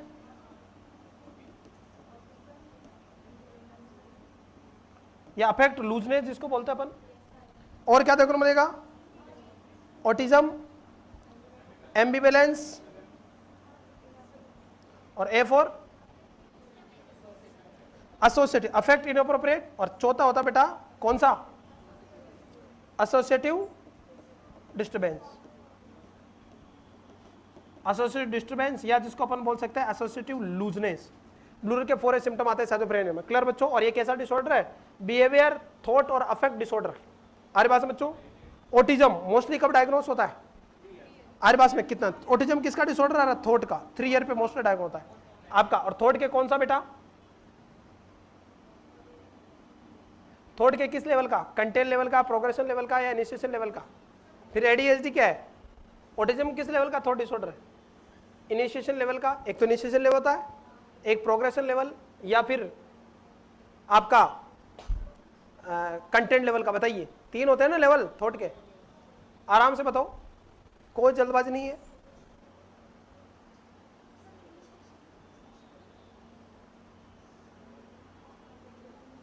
नेक्स्ट जल्दी कमेंट कीजिएगा बच्चा, मेरा क्वेश्चन है किस लेवल का है ये। अबे इनिशिएट तो आएंगे, लेकिन एक ही थॉट रहेगा, आगे प्रोग्रेस नहीं रहेगा, एक ही खिलौने से खेलता रहेगा बच्चा। तो कैसा है, प्रोग्रेशन लेवल का। इनिशिएशन तो हो रही है थॉट, बट क्या नहीं हो रही है, प्रोग्रेस नहीं हो रही है, तो प्रोग्रेशन लेवल का। जबकि एडीएचडी नाम सुना आपने, अटेंशन डेफिसिट हाइपरएक्टिविटी, ये बेटा एक तो एक्टिविटी का डिसऑर्डर है, साथ साथ में ये बेटा थॉट का कौन सा डिसऑर्डर है, थॉट का डिसऑर्डर, लेकिन किस लेवल का, कंटेंट लेवल का। इसमें पर्सन फाइनली रिजल्ट पे नहीं पहुंचता है। और बताओ एडीएचडी में नोरसेट में क्वेश्चन आ चुका है, किस न्यूरोट्रांसमीटर की कमी से होता है, बताइए। एडीएचडी किस न्यूरोट्रांसमीटर की कमी से होता है बेटा, पढ़िएगा वो पढ़िएगा जो आपको याद रहे बेटा। इधर उधर की 100 वीडियो देखने से, इसकी यूट्यूब देख लिया, उसका देख लिया, ये किताब पढ़ ली, वो पढ़ ली, अगर आपको फाइनली याद नहीं है तो देखिएगा जीवन में एक ही सिद्धांत है सक्सेस का, आपके पास पैसा कितना अगर जेब में नहीं तो वो काम का नहीं है, और आपके पास ज्ञान नहीं है, ज्ञान कितना लेकिन वो कंठ में नहीं है, आपको तुरंत याद नहीं आता तो वो काम का नहीं है। इसलिए मारवाड़ी में कहते हैं आरे पास में, कंठ में विद्या और अंट में दाम है, वही काम आते हैं, वरना बाकी सब झूठी बातें हैं। क्लियर है? तो चीजें आपको याद होनी चाहिए 100%। यस, जल्दी कमेंट कर दीजिएगा भाई। नोर एड्रेनलिन, एग्री? किस लेवल का ये? नोर एड्रेनलिन, जिसको अपन क्या बोलते हैं, नॉन एपिनेफ्रिन। क्लियर है? चले आगे। दो चीजें पढ़ी आपने, ऑटिज्म किसका, प्रोग्रेशन लेवल का थॉट डिसऑर्डर है, और दूसरा एडीएचडी किसका, कंटेंट लेवल का थॉट डिसऑर्डर है। एडीएचडी में यहाँ पे जो मेन न्यूरोट्रांसमीटर वो कौन सा, नोर एड्रेनलिन, अरे नोर एड्रेनलिन, जिसको अपन नोर एपिनेफ्रिन भी बोलते हैं। ड्रग ऑफ चॉइस क्या रहती है एडीएचडी में? एक बच्चा आया, बच्चा आते ही घर पे पहुंचा, बैग फेंका, बैग देखने के बाद 5 मिनट टीवी देखी, फिर भाग के रोटी खाने लग गया, आधी रोटी खाई, उसको छोड़ के क्रिकेट खेलने चला गया छत पे, 5 मिनट खेला, फिर 5 मिनट बॉल खेलने लग गया। मतलब उसका कंटिन्यू अटेंशन क्या हो रहा है, लॉस, और थोड़ा तेजी से डाइवर्ट हो रही है, मतलब फाइनल रिजल्ट पे नहीं आ रहा है। कोई बच्चा खेलेगा तो आधा घंटा खेलेगा, पढ़ेगा, टीवी देखेगा तो आधा घंटा देखेगा, वो हर 5 मिनट में अपने टास्क को बदल रहा है, तो उसकी थॉट फाइनली किस लेवल पे नहीं पहुंच रही है, कंटेंट लेवल पे। हमारे पास में नोर एड्रेनलिन, और इसमें ड्रग ऑफ चॉइस क्या रहेगी एडीएचडी में? सीएनएस स्टिमुलेंट यूज करते हैं कौन से, मिथाइलफेनिडेट, याद आ रहा है? मिथाइलफेनिडेट जो कैसी है, सीएनएस स्टिमुलेंट है बेटा। कोई डाउट है तो वेरी इंपॉर्टेंट, अफेक्ट इनएप्रोप्रिएट होगा, यानी अफेक्ट इनएप्रोप्रिएट का मतलब जब हंसी आएगी, हंसने का माहौल है तो क्या होगा, रोगा, और रोने का माहौल है तो हंसेगा। हमारी बात समझो। ऑटिज्म होगा एम्बिवेलेंस, एम्बिवेलेंस का मतलब two contradictory feeling toward a same person, एक ही आदमी के प्रति दो धारणाएं। एक बच्चा जो अपने पिता से प्यार करता है क्योंकि पिता उसके लिए क्या लाते हैं, गिफ्ट, लेकिन दूसरी तरफ उसी से अपने पिता से नफरत भी करता है क्योंकि पिता स्कूल नहीं जाने पे पीटते हैं उसको। तो ये क्या है, अरे क्या है, ऑटिज्म। सेम मेरे साथ यही रहता तुम लोगों का एम्बिवेलेंस। मैं तुम्हें डांटता हूँ, फटकारता हूँ, तुम्हारी बेइज्जती करता हूँ, तो तुम क्या करते हो, सर सही नहीं है शिवराज सर, लेकिन जब नोट सेट में पेपर आता है ना तो भगवान की तरह मानते हो नहीं मानते हो। तो ये क्या है, एक तरह की एम्बिवेलेंस, दो फीलिंग होती है एक ही आदमी के प्रति। क्लियर है? यानी ये साइकेट्रिक इलनेस है आप लोगों में। और एसोसिएटिव डिस्टर्बेंस, आपका बेटा लूजनेस रहेगी एसोसिएटिव। क्लियर बच्चों? तो ये आपके ब्लू वेल के 4 सिम्टम। क्वेश्चन ये कह रहा है what is the true about schizophrenia, बताइए स्किज़ोफ्रेनिया में किसका लेवल बढ़ जाता है? डोपामाइन सेरोटोनिन लेवल बढ़ जाते हैं, स्पेशली डोपामाइन बढ़ जाता है स्किज़ोफ्रेनिया में। अरे किसका लेवल बढ़ जाता है मेनली, स्किज़ोफ्रेनिया में किसका लेवल बढ़ता है, डोपामाइन का। हमारे पास में positive symptom, negative symptom, primary symptom, secondary symptom, याद है कि नहीं? वहां से 100% क्वेश्चन आता है इसमें। स्किज़ोफ्रेनिया इतना इंपॉर्टेंट टॉपिक है कि कोई माई का लाल या कोई माई की लाली वहां से क्वेश्चन नहीं रोक सकता। तो अच्छे से पढ़ लेना इसको, प्राइमरी सिम्टम कौन से है, सेकेंडरी कौन से हैं, पॉजिटिव कौन से हैं, नेगेटिव कौन से हैं। क्लियर बच्चों? हेबिब्रेनिक स्किज़ोफ्रेनिया जिसमें पर्सन न्यूड होता है। हमारे पास में तो देखिएगा what is the true about, अब a person in 100 population all ratio, यानी 1:100 का रेशियो गलत है। Most common affect age of 25 से 35 ईयर, बिल्कुल सही है। Both male and female are equally, गलत है, मेल ज्यादा अफेक्ट होते हैं compare to female. Catatonic type schizophrenia has good prognosis, गलत है। तो राइट आंसर क्या है, बी। और सबसे ज्यादा स्किज़ोफ्रेनिया कौन सा होता है, हेबिब्रेनिक। अरे बात जिसमें पर्सन न्यूड घूमता है, और मोस्टली कब होता है, अपनी एज के लोगों को, 25 से 35 साल के लोगों को। अरे बात में तो राइट आंसर क्या जाएगा, बी। नेक्स्ट देखिएगा स्किज़ोफ्रेनिया का, देखिएगा पॉजिटिव सिम्टम कौन कौन से हैं, डिल्यूजन, हेलुसिनेशन, डिसऑर्गेनाइज्ड स्पीच और disorganised behaviour. Negative symptom flatten effect, anhedonia, reduce speech और lack of initiative. Flatten affect का मतलब अफेक्ट क्या हो जाएगा, थोड़ा कम, ज्यादा इमोशनली अत्याचारी नहीं रहेगा। एनाडोनिया का मतलब क्या होगा, inability to feel the affect या फील द प्लीजर। पर्सन खुश तो है लेकिन उसको खुश को फीलिंग नहीं कर पाएगा। हमारे पास में एनाडोनिया, यानी वो कहते हैं लास्ट टाइम का बस आता। हमारे पास में क्लियर बच्चों? नेक्स्ट देखिएगा 101.2 डिग्री फ़ारेनहाइट को सेंटीग्रेड में कन्वर्ट कीजिएगा। ये क्वेश्चन भी आपका सेंटीग्रेड टू फ़ारेनहाइट या फ़ारेनहाइट टू सेंटीग्रेड वाला हमेशा आता बेटा। बताइए, पहले तो बताया गया किस में बेटा, फ़ारेनहाइट को किस में कन्वर्ट करना है, सेंटीग्रेड में। तो सेंटीग्रेड बराबर फ़ारेनहाइट माइनस क्या, 5/9, यही होगा। अरे बस सॉरी, इंटू -32 इंटू होगा ना, यही आएगा। Am I right or not? देखिएगा ये रहा आपका फॉर्मूला, इसका राइट आंसर तो बी जाएगा 38 पॉइंट। देखिएगा फ़ारेनहाइट बटेगा 9/5, उल्टा बता दिया मैंने, ओके उल्टा बता दिया मैंने। फ़ारेनहाइट आप पर इसमें क्या पूछ रहा है, फ़ारेनहाइट को सेंटीग्रेड में कन्वर्ट करना है। तो फॉर्मूला मैंने जो बताया वो सही है। देखिएगा ये रहेगा आपको वेरी इंपॉर्टेंट, किसको, फ़ारेनहाइट टू सेंटीग्रेड। तो सेंटीग्रेड बराबर फ़ारेनहाइट -32 इंटू 5/9, या अपन कह सकते हैं फ़ारेनहाइट हमारे पास में इंटू 5/9 -32 कैसे भी लिख सकते हैं, लेकिन बेटर ये रहेगा ताकि रिजल्ट आपका सही इंटरप्रेट हो। जैसे जैसे क्वेश्चन कह रहा है सेंटीग्रेड में था, अपना फ़ारेनहाइट कितना दिया था 101.2, हमारे पास में क्लियर है। माइनस क्या करना है आपको 32 इंटू 5/9 निकाल लो, आपका क्या आएगा 38 पॉइंट कुछ के समथिंग आएगा। और अगर फ़ारेनहाइट को सेंटीग्रेड, तो फ़ारेनहाइट बड़ा है तो जोड़ेंगे और सेंटीग्रेड छोटा है तो क्या करेंगे निकालेंगे, इसलिए बड़े का भाग देंगे छोटे में कन्वर्ट करना है, और अगर करना तो फिर छोटे का भाग देंगे बड़े में कन्वर्ट करने। तो फ़ारेनहाइट का फॉर्मूला सेंटीग्रेड इंटू 9/5 + 32, जबकि सेंटीग्रेड का क्या फॉर्मूला है फ़ारेनहाइट -32 इंटू 5/9। छोटा कौन है सेंटीग्रेड, इसलिए बड़े का भाग दे रहे हैं, और बड़ा कौन है और माइनस भी कर रहे हैं, क्या कर रहे हैं माइनस, और बड़ा रिजल्ट किसका होता है फ़ारेनहाइट में बड़ी संख्या आती है, इसलिए प्लस भी करेंगे और छोटी संख्या का भाग देंगे। याद रहेगा? असर क्लियर और नॉट? अरे चलो भाई आगे बढ़ जाए। नेक्स्ट क्लियर बच्चों? नेक्स्ट देखिएगा, नेक्स्ट क्वेश्चन आपकी स्क्रीन पे बेटा। Female patient has been come with a facial burn injury into the emergency department in conscious condition, what will be treatment for this condition. पहला तो फीमेल पेशेंट है, injury कौन सी है फेशियल इंजरी है। फेशियल बर्न आपका ध्यान रखना किसमें सीवियर बर्न में माने जाएंगे, सारे फेशियल बर्न किसमें माने जाएंगे सीवियर बर्न में। माइल्ड बर्न 10% तक बर्न, मॉडरेट कौन से 10 से 20% बर्न, और सीवियर बर्न किसमें मोर देन 20% ज्यादा। इसके अलावा सभी तरह के फेशियल बर्न आपके गोनाडल बर्न सब किसमें माने जाते हैं सीवियर बर्न में। तो बताइए ये सीवियर बर्न है लेकिन मरीज कैसा है साफ लिखा, तो उस समय क्या प्रायोरिटी रहेगी आपकी, जल्दी से कमेंट कर दे बेटा। यस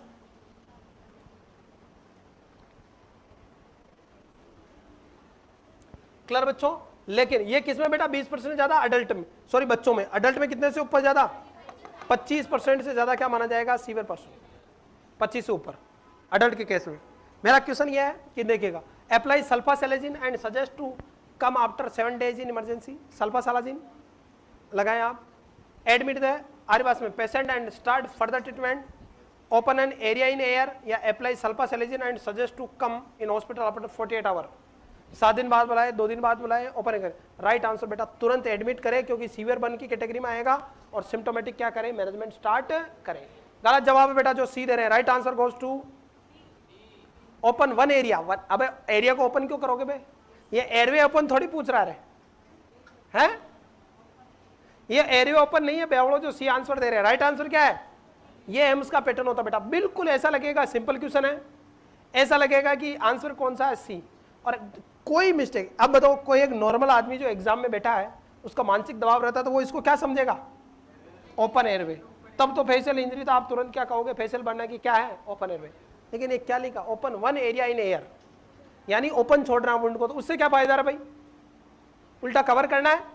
और ड्रेसिंग किससे करता है पेट्रोल जली से, और सिल्वर से अपन ने सल्फासेलेजिन वगैरह चांदी आती है उसमें, अरे याद रहा सिल्वर नाइट्रेट वगैरह। नजर क्लियर और नॉट? चले आगे, क्योंकि चांदी जो होती है सिल्वर वो वुंड हीलिंग को बढ़ाती है हमारे पास में। तो बता ओपन एन एरिया, तो ये गलत है, इसलिए राइट आंसर क्या जाएगा B, it's a way of किसका बेटा क्लियर है। अबे बेवकूफ, तो एयरवे प्रायोरिटी थोड़ी लिखी है यहाँ पे, ये क्या लिखा है open 1 area in the air, ये एयरवे ओपनिंग नहीं है, ये एम्स का पैटर्न होता है। ऐसा लगेगा आपको, और उस समय क्या होता है आप थोड़े हेलुसिनेशन में होते हो। एम आई राइट और नॉट? आपका जो स्क्रीन आंखों में तैरती रहती है क्योंकि स्ट्रेस में रहते हो आप स्टार्टिंग के 10-15-20 मिनट तक, फिर और डर रहता है पेपर छूट रहा है, पास वाला कर रहा है, ये वो चीजें होगा कि नहीं होगा, एप्रीहेंशन रहेगा, एंजाइटी रहेगी मेरी। तो आप जो पढ़ रहे हो ना ओपन एयर की जगह आप क्या पढ़ोगे एयरवे ओपन पढ़ोगे, ये सही है।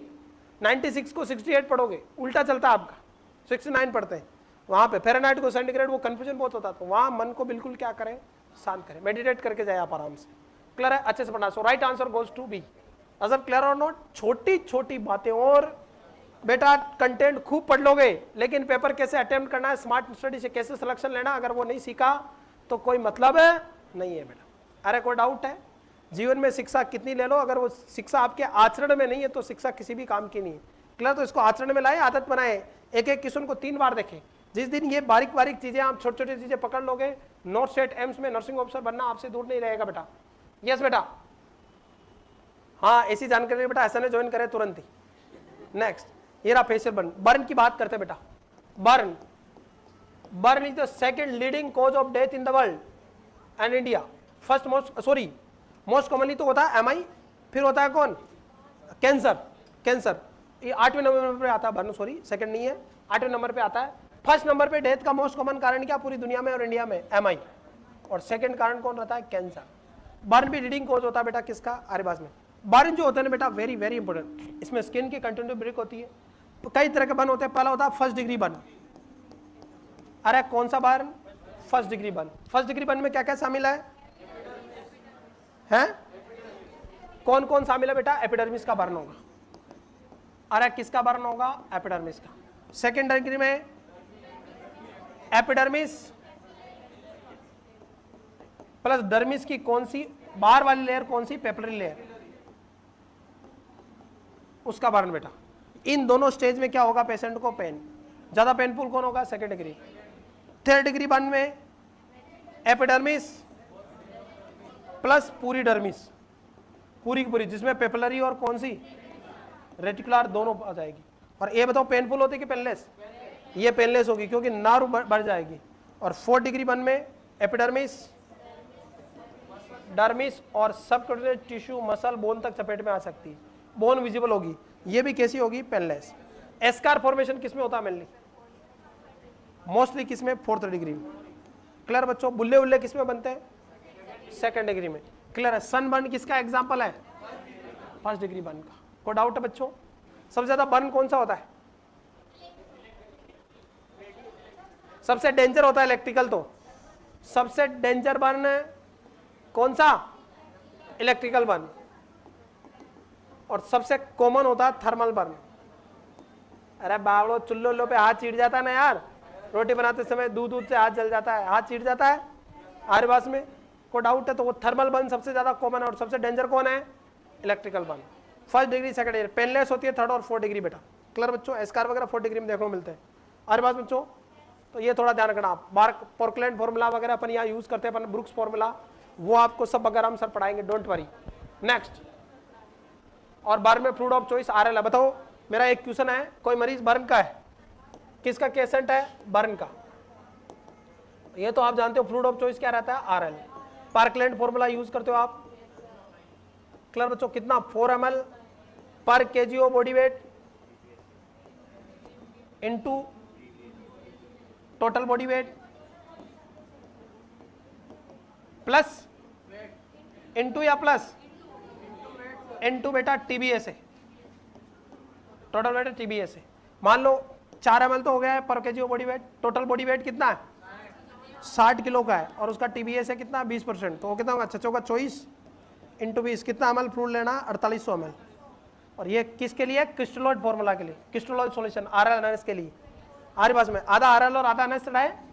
क्लियर बच्चों, इसमें से वेरी इंपॉर्टेंट, ये 24 आवर्स में देना, उसमें से 8 आवर्स में 50% यानी 1200 ml, सॉरी 2400 ml, और 50% बचा हुआ कितने ml, 16 आवर्स। कोई डाउट है। और अगर आपको कोलोइडल सॉल्यूशन देना है तो वो तो बेटा दूसरा फॉर्मूला है, आफ्टर 24 आवर्स आपको कोलोइडल देना है तो क्या रहेगा फॉर्मूला। चले आगे, आर्यवास में तो कोलोइडल सॉल्यूशन कितना देते हैं, 1 ml पर KG of body weight into TBS burn plus total body of weight, ऐसे देते हैं। कौन सा कोलोइडल, कौन सा आपका प्रोटीन वगैरह देना है। क्लियर बच्चों, कोलोइडल वगैरह यूज करना है तो। नेक्स्ट देखिएगा, मेरा क्वेश्चन ये है बेटा, वेरी इंपॉर्टेंट, आपका बर्न होने के विद इन 48 आवर्स में जो डेथ का मेन कारण क्या रहता है, fluid and electrolyte imbalance, shock नहीं बोलोगे।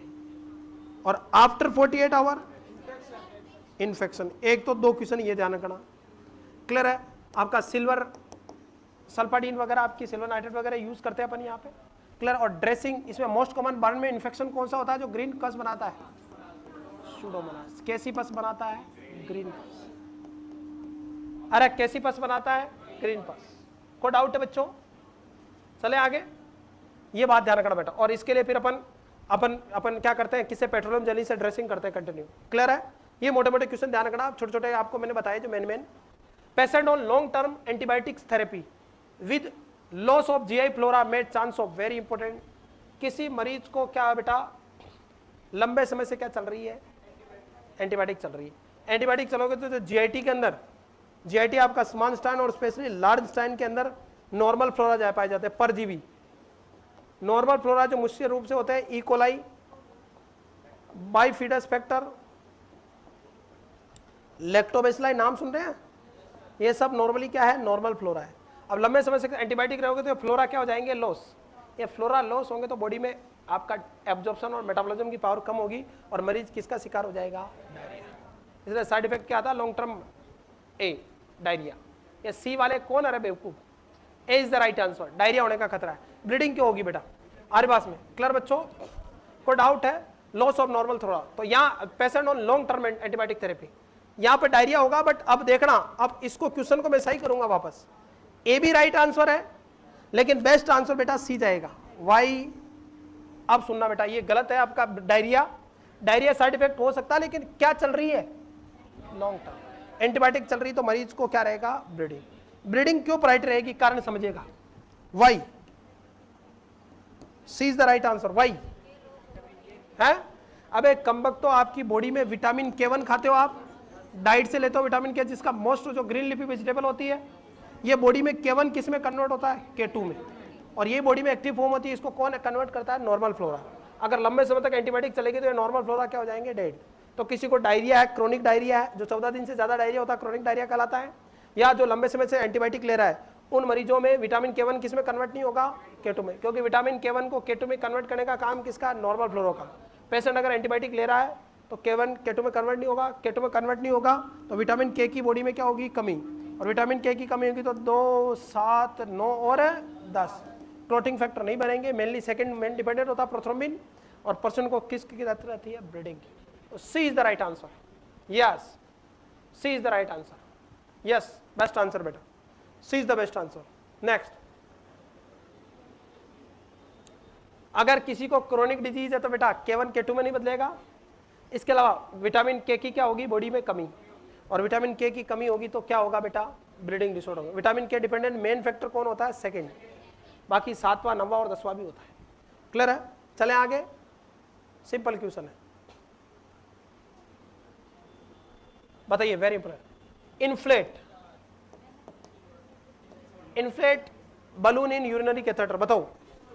नेक्स्ट क्वेश्चन बताइए बच्चों, जल्दी कमेंट कीजिएगा बच्चों। सिंपल पढ़ा रहा हूं मैं आपको, ज्यादा डिटेल में नहीं जा रहा हूं मैं, इजी भाषा में इसलिए बता रहा हूं कि पेपर बहुत इजी आता है, ज्यादा लोड नहीं लेना दिमाग में। Which fluid used to inflate in urinary catheter, तो जो बेस्ट फ्लूइड रहता है वो डिस्टिल वाटर बेटा।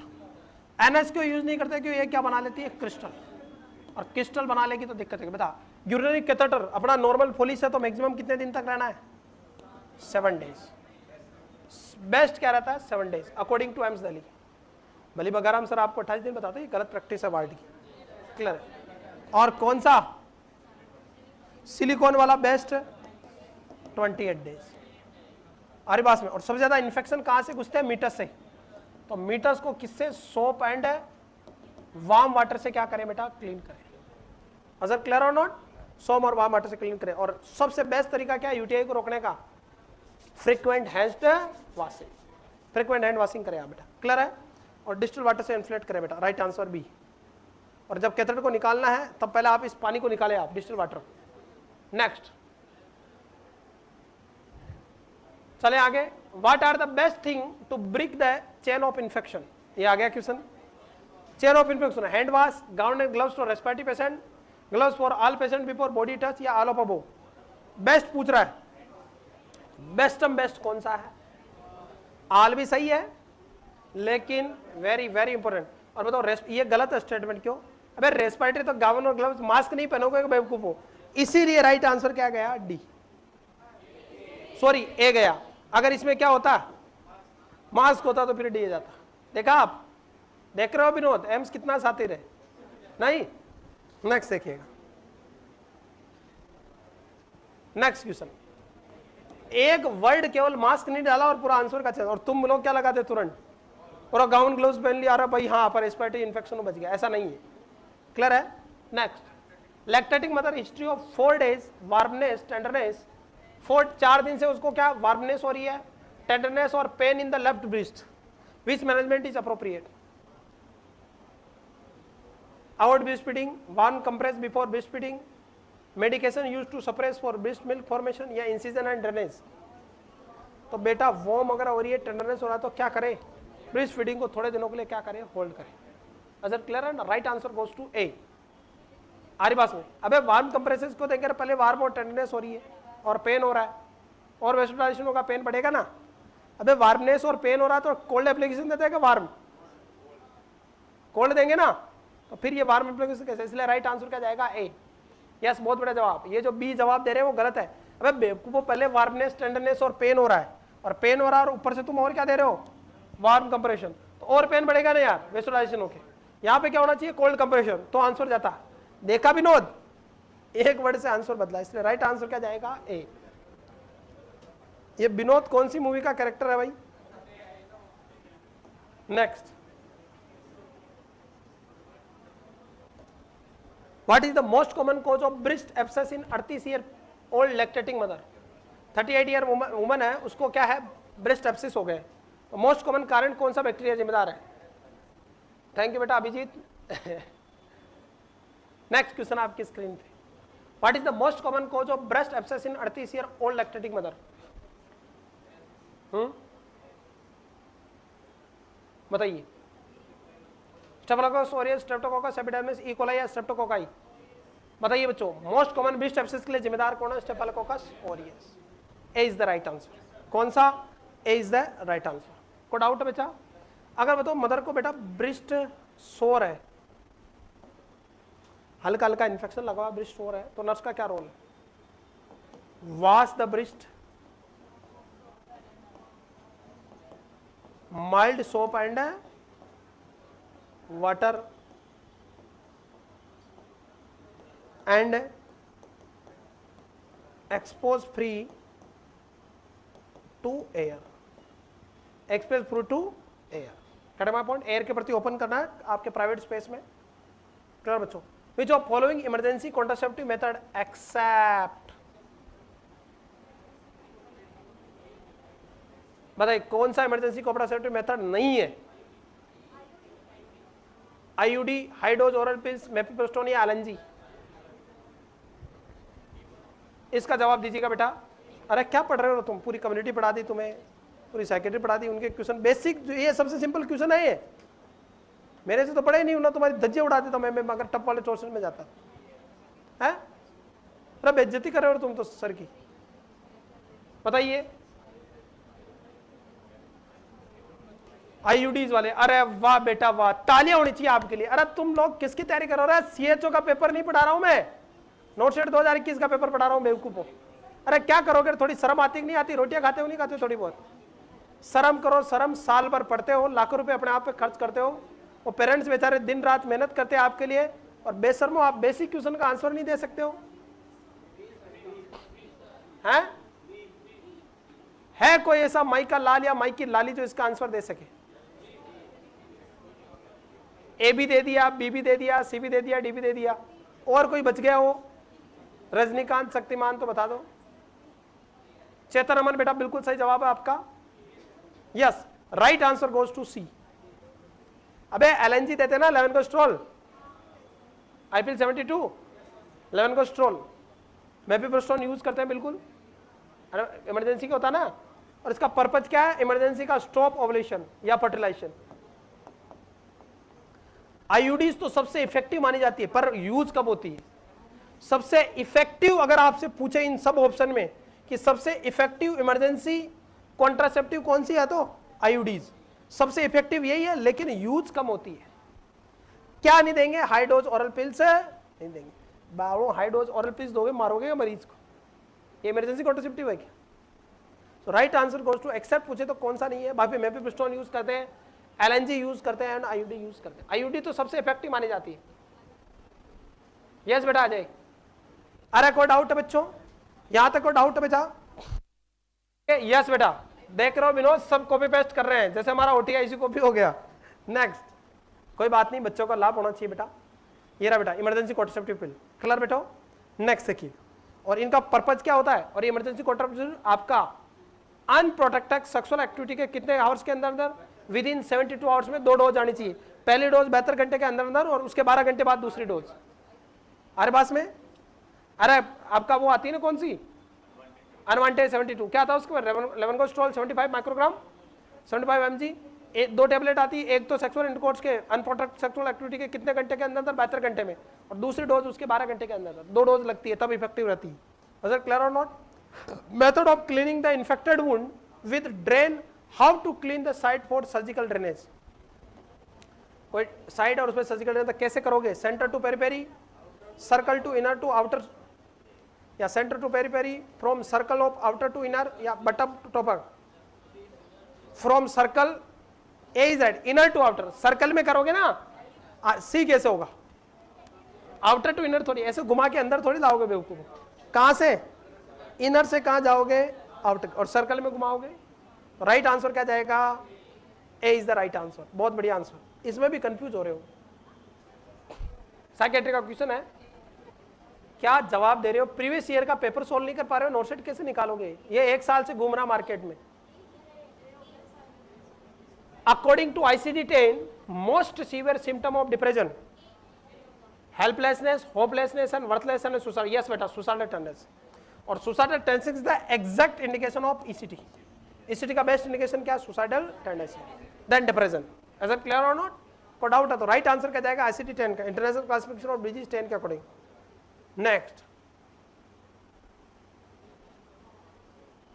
Identify the following image. क्या ये open drain, close drain, Jackson Pratt drain या सिंपल ड्रेन? इसका जो नाम नहीं दिया गया, ये कौन सा ड्रेन है बताओ? है तो क्लोज ड्रेन, पर इस ड्रेन का नाम बताओ। यस, कौन सा?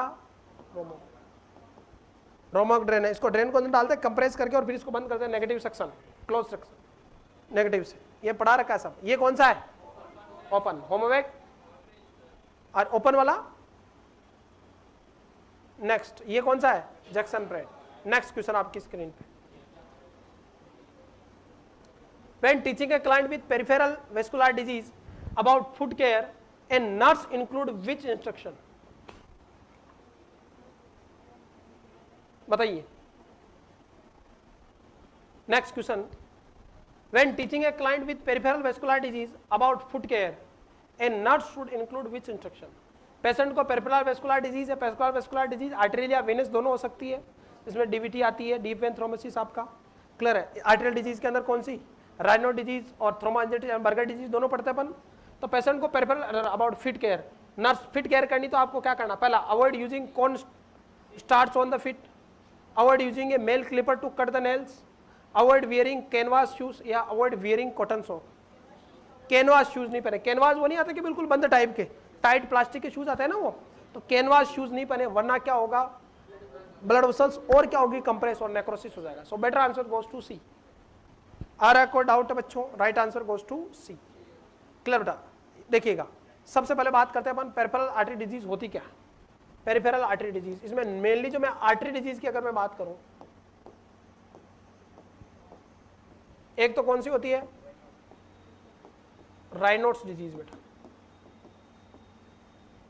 और एक होती बेटा बर्गर डिजीज। अरे कौन सी? इसी को अपन क्या बोलते हैं? थ्रोम्बोएंजाइटिस ऑब्लिटरेंस। देखिएगा बेटा, राइनो डिजीज जो है बेटा वो small peripheral capillaries and arteriole का क्या है? वेसोकॉन्स्ट्रिक्शन। सुनना, इस इमेज से मैं बताता हूं आपको। देखिएगा, अगर ये जो आर्टरी है ना यहाँ की, ये थोड़ी डिस्टल है, ये वाली आर्टरी और कैपिलरीज, या तो इनको आर्टरियोल्स मान लो या कैपिलरी मान लो, और एक यहाँ आर्टरियोल और कैपिलरी। सबसे छोटी किधर है? डिस्टल में यहाँ, और थोड़ी मिडिल साइज की कहाँ है? यहाँ पे। बड़ी साइज की ऊपर की तरफ है, प्रोक्सिमल साइड में। अगर इन आर्टरियों का वेसोस्पाज्म, इन आर्टरियों का, मिडल वाली का, मिडल आर्टरी और आर्टरियोल्स का, तो ये तो क्या कहलाता है? Burger disease. और ये पेरिफेरल स्मॉल कैपिलरीज का सबसे छोटी ब्रांच का इन्फ्लेमेशन क्या कहलाता है? अरे कौन सी डिजीज? Rhino disease. अच्छा, क्लियर और नॉट? अरे मेरी बात समझ रहे? तो ये जो आपकी स्मॉल पेरिफेरल कैपिलरीज और आर्टेरियल कन्वर्जन क्या कहलाता है, और यहाँ पे मेन जो रिस्क फैक्टर रहता है वो कोल्ड एक्सपोजर। कौन सा एक्सपोजर बालकों? कोल्ड एक्सपोजर और स्मोकिंग रहती है, क्योंकि स्मोकिंग भी क्या करता है, निकोटीन वैसोकंस्ट्रिक्शन करता है आरी पास में। और इसमें रोनो डिजीज में ड्रग ऑफ चॉइस क्या रहती है, निफेडिपिन, जो कैसी है बेटा, सीसीबीज है, कैल्शियम चैनल ब्लॉकर है। राइनो डिजीज याद रहेगा, this is Raynaud disease is the vasospastic disease of the small capillaries and peripheral arterioles, small of distal यानी पंजे अंजे के एरिया का, इन फिंगर के एरिया का, यहाँ सबसे छोटी ब्रांच यही पाई जाती है, इनका क्या होगा, वेसोस्पाज्म। कारण हो सकता है कोल्ड एक्सपोजर, कारण हो सकता है स्मोकिंग, और इसमें ड्रग ऑफ चॉइस क्या रहती है, कैल्शियम चैनल ब्लॉकर सीसीबीज। वेसोडायलेटर है ये, यहाँ वेसोस्पाज्म हो रहा है, ये ड्रग क्या करेगी, वेसोडायलेशन। यहाँ पे बर्गर डिजीज में क्या होता है, सेम है बेटा, स्मॉल पेरिफेरल एंड आर्टेरियल, जो मिडल ब्लड वेसल्स है, मिडल साइज जो वसल्स है, जिसमें आर्टेरियोल्स आती है, आर्टरीज आती है, उनका क्या होता है, वेसोस्पाज्म। यहां पे भी लीडिंग कारण क्या है, स्मोकिंग है बेटा। अरे मेन लीडिंग कारण क्या है, स्मोकिंग। और इसमें क्लासिकल साइन सिम्टम होता है बेटा इंटरमिटेंट क्लाउडिकेशन। कैसा इंटरमिटेंट क्लाउडिकेशन देखने को मिलता है आपको, इज इट क्लियर और नॉट? किस केस में, बर्गर डिजीज में। इसी को दूसरा नाम क्या है, थ्रोम्बोएंजाइटिस। इंटरमिटेंट क्लाउडिकेशन का मतलब रुक रुक के दर्द होना, स्पेशली नाइट टाइम में क्या होता है, पेशेंट को पेन होता है। क्लियर? इसके मैनेजमेंट में क्या करना बेटा, सबसे इंपॉर्टेंट मैनेजमेंट है अवॉइड स्मोकिंग। किसको अवॉइड करें, स्मोकिंग, क्योंकि इसका बर्गर डिजीज का मेन कारण क्या होता है, स्मोकिंग। स्मोकिंग से वेसोस्पाज्म होता है। बाकी सिम्टोमेटिक मैनेजमेंट है आपका। क्लियर? थर्मोलाइटिक थेरेपी वगैरह यूज करेंगे, हेपेरिन वगैरह देते हैं पेशेंट को, क्लोराइड बन रहे हैं तो उसको तोड़ने के लिए। ऐसा क्लियर नॉट बेटा? हमारे पास में थ्रोम्बोएंजाइटिस, और ये जो पेन होता है किसकी वजह से, क्लोट बनने की वजह से। आपकी पेरिफेरल मिडल साइज की जो आर्टेरियल और आर्टरीज है उनमें क्लोट बनने की वजह से। तो उसके अंदर कभी क्लोट रुक जाएगा तो आगे एनोर्बिक ग्लाइकोलाइसिस होगा, तो रुक रुक के पेन होगा, चपके चलते हैं ना वैसा पेन। दोनों में अंतर समझे? तो ये तो कहाँ का होता है, राइनो डिजीज, तो ये वाला डिस्टल यानी आपके पंजे अंजे के एरिया का, और ये पिंडली इंडली के एरिया में थोड़ी बड़ी ब्लड सोर्स होते हैं, वहां का ब्लॉकेज क्या कहलाता है, बर्गर डिजीज। अंतर समझे आप? नेक्स्ट चले आगे। नॉर्मल सीरम पोटेशियम लेवल आप अच्छे से जानते हो कितना, 3.5 से 5। अगर ये 5.5 से ऊपर है बेटा तो कार्डियक रिस्क का जाना, कभी भी डिसीज में हो सकता है। चले आगे। A patient BPG 160/80 mm, what is the pulse pressure? Pulse pressure आप जानते हो, सिस्टोलिक बीपी माइनस डायस्टोलिक, तो कितना आ गया, 80 mm। ये होते हैं कॉन्फिडेंस इंगेजिंग क्वेश्चन। इस स्लाइड वालों के ऐसे क्वेश्चन मिलते हैं, फिर वो चिल्ला चिल्ला के तो देखो मैंने ये पढ़ाया था ना, हमारी बात सुन। नेक्स्ट क्वेश्चन, मजा तो बहुत आता है, मुझे कई बार छोटे छोटे क्लिप भेजते हैं वीडियो बच्चे, तो मैं हंसता हूं, मैंने कहा यार क्या गोरख धंधा बना रखा है। चले आगे। नेक्स्ट क्वेश्चन आपकी स्क्रीन पे बेटा। Next question, A present plan of peritoneal dialysis, sorry person, ये पेशेंट है बेटा, पेशेंट करना है इसको। Patient plan for peritoneal dialysis, which of the following is the priority nursing action? What to the left side, warm the dialysis solution before the procedure, insert Foley's catheter या auscultive and palpate the bruit and thrill? बताइए। Right answer क्या जाएगा बेटा, B, warm the dialysis solution before. ये same है बेटा, ये दोनों शिफ्ट में रिपीट होता है, ये दोनों का कंबाइंड पढ़ा रहा हूं। विच is the garden city of India? बहुत बढ़िया क्वेश्चन। गार्डन सिटी किसको बोलते हैं? अरे किसको बेटा, बेंगलोर। किसको?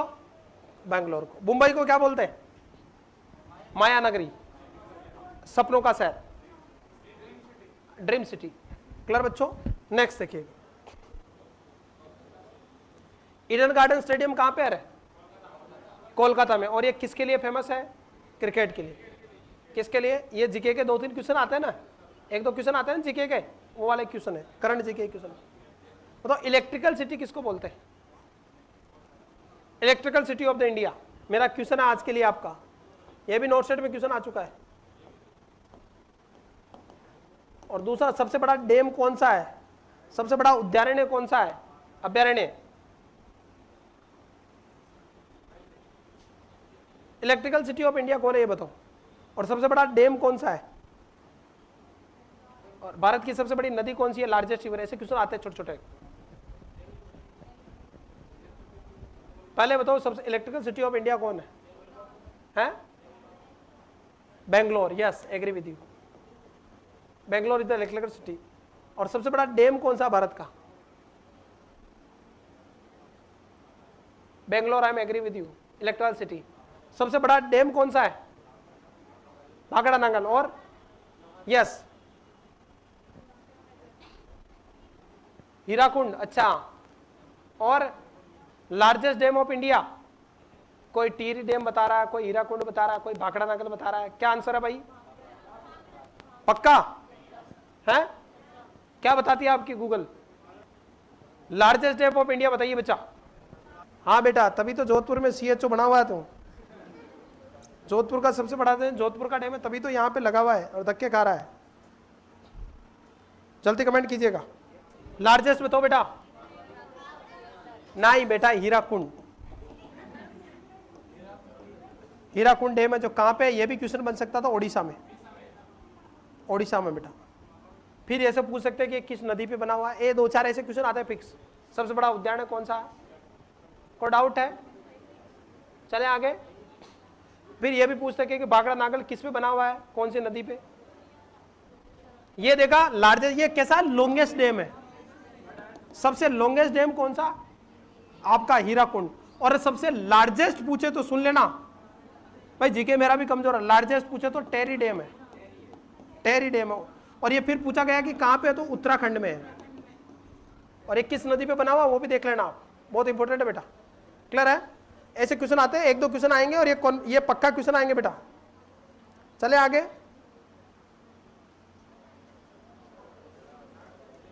भाखड़ा डैम हिमाचल में, वो तो 4थे नंबर पे आता है। सबसे लंबा डैम कौन सा है? हीराकुंड, ओडिशा में। और सबसे बड़ा डैम कौन सा? टेरी डैम, कहां पे? उत्तराखंड में। क्लियर है? ये थोड़ा ध्यान रखना बेटा। यस, आगे answer. Next, a pregnant lady 38 week of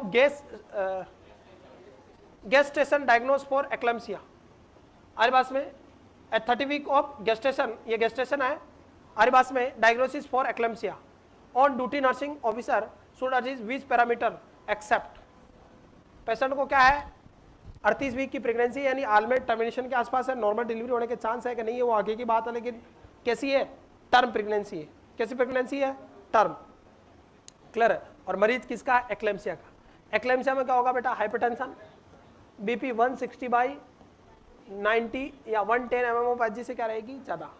आरिवाज में पेशेंट को +2 और +3 ग्रेड का क्या रहेगा? प्रोटीन लिया। पेशेंट को ओडिमो रहेगा और साथ में क्या प्रेजेंट रहेगा? सीजर।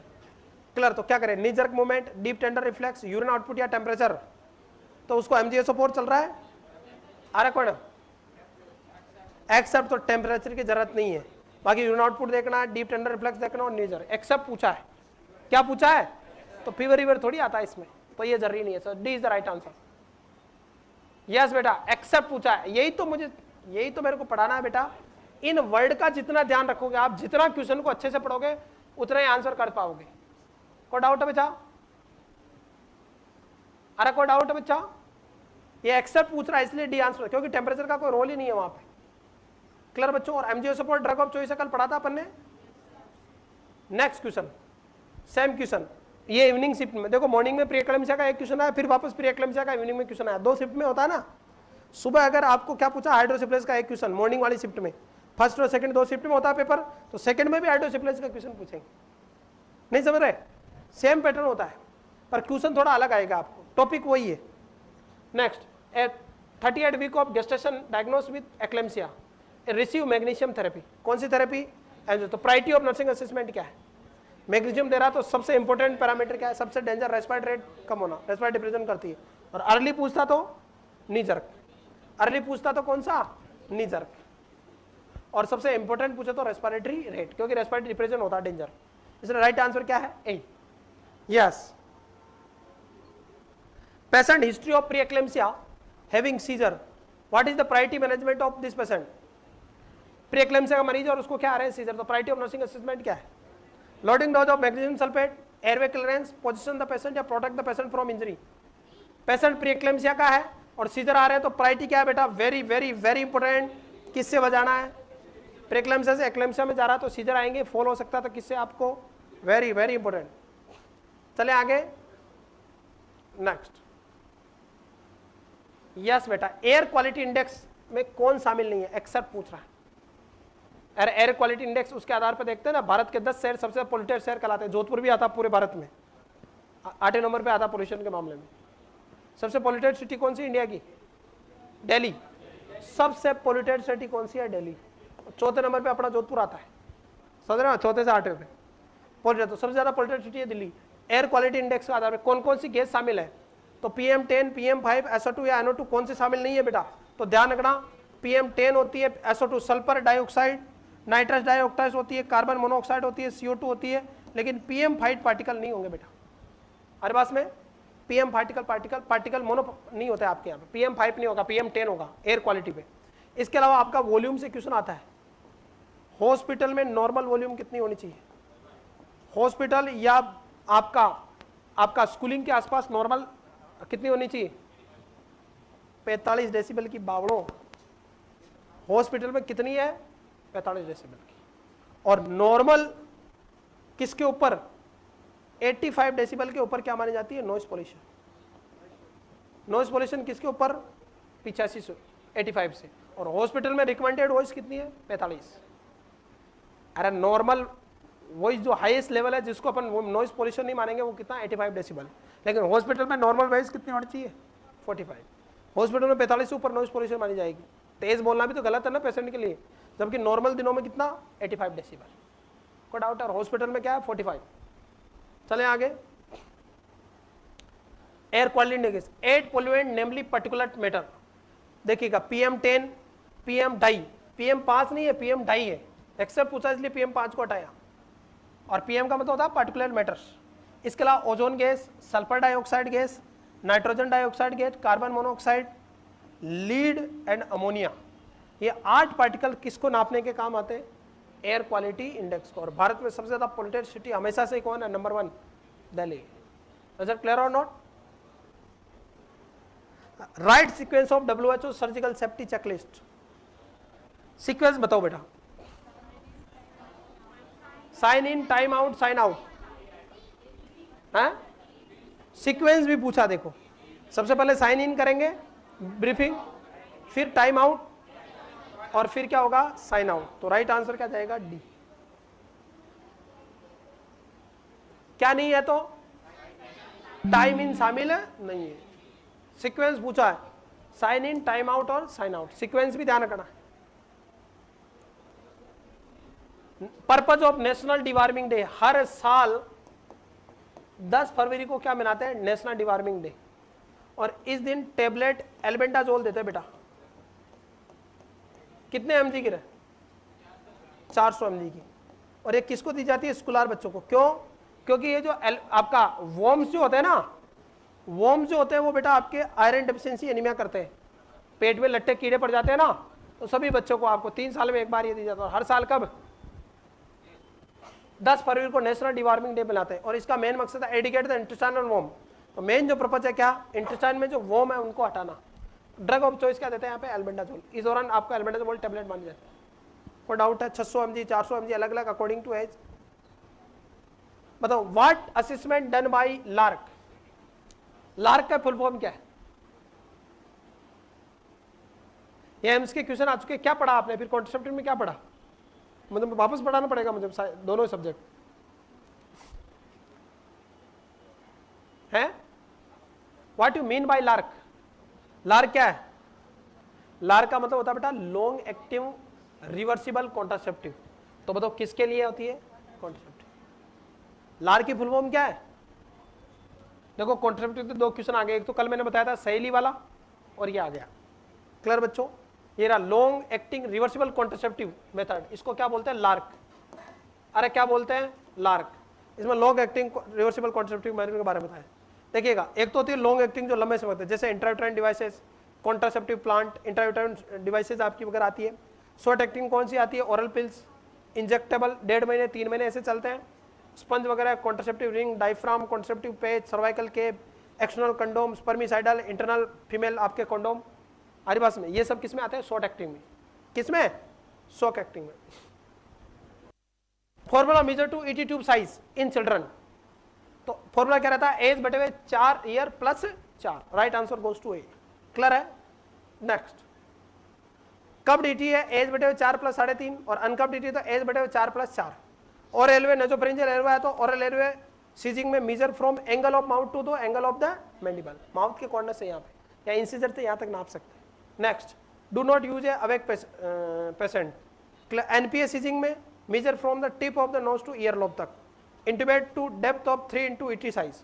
कितना इंटीमेट करना, ईटी की साइज क्या, मतलब 8 की तो कितनी 8 3 24, अंदर कितना डालना 8 3 24, 7.5 की तो 21 से 22। क्लियर बच्चों, ये अलग अलग फॉर्मूला इंट्यूबेशन का इसका। इसी तरह की बेटा धमाकेदार क्लास लेने के लिए ये सारी बेटा इसी तरह के नोट सेट में कैसा पेपर आता है, कौन सा टॉपिक इंपॉर्टेंट है, किस तरह के एमसीक्यू आएंगे, उसके लिए आज ही क्रैश कोर्स 1 महीने का स्पेशल बैच शुरू हुआ बेटा। आधे महीने की या तो आप खर्चा बचा ले, एक पेंट जींस का जितना खर्चा है, और ये अपना कैरियर बचा ले बेटा। ये बैच आपका 10 अगस्त से शुरू हुआ, 1 ईयर तक वैलिड रहेगा। ये 30 दिन में आपका पूरा कोर्स, जिसमें लाइव प्लस रिकॉर्डेड दोनों क्लासेस मिलेगी। ऑलरेडी बहुत सारी क्लासेस ऑलरेडी पुट कर रखी है और नई क्लासेस और पुट की जा रही है, तो एक ही तरफ से सारे वीडियो देख लें आप। क्लियर है, क्वालिटी लाइव क्लासेस मिलेगी आपको, डाउनलोड की फैसिलिटी अवेलेबल है, यूनिट वाइड टेस्ट सीरीज मिलेगी और फ्री टेस्ट सीरीज रहेगी। एमसीक्यू की पीडीएफ और नोट्स की पीडीएफ मिल जाएगी बेटा। तो आज बेटा एसएन एकेडमी का आपका कौन सा क्रैश कोर्स या रेगुलर बैच ज्वाइन करें, कॉन्टैक्ट करें 8368066008 पे। और अंतिम समय मेहनत करें, आज रक्षाबंधन का दिन है, आज के दिन हो सकता आज 1 महीने बाद आप एम्स का एग्जाम दे रहे होंगे, कंप्यूटर के सामने बैठे होंगे, तो उस दिन अपने आप को मायूस ना करें। और साल भर बेरोजगारी से और बचना चाहते हो और भविष्य सुरक्षित करना चाहते हो तो आज ही अपना पढ़ाई शुरू करें बेटा, जहां से आपको उचित लगे वहां से पढ़े। लेकिन रक्षाबंधन के दिन एक भाई होने के नाते या बहन होने के नाते अपने भाई या रिश्तेदार को प्रण करें कि अगले आने वाली राखी तक मैं आपको गवर्नमेंट जॉब बन के दिखाऊंगी। तो thank you so much, love you all, पढ़ते रहे बढ़ते रहे। ऐसे नहीं क्लासेस अच्छी लगती तो आज ही अपने फ्रेंड को ज्वाइन कराए बेटा। Thank you so much, love you all.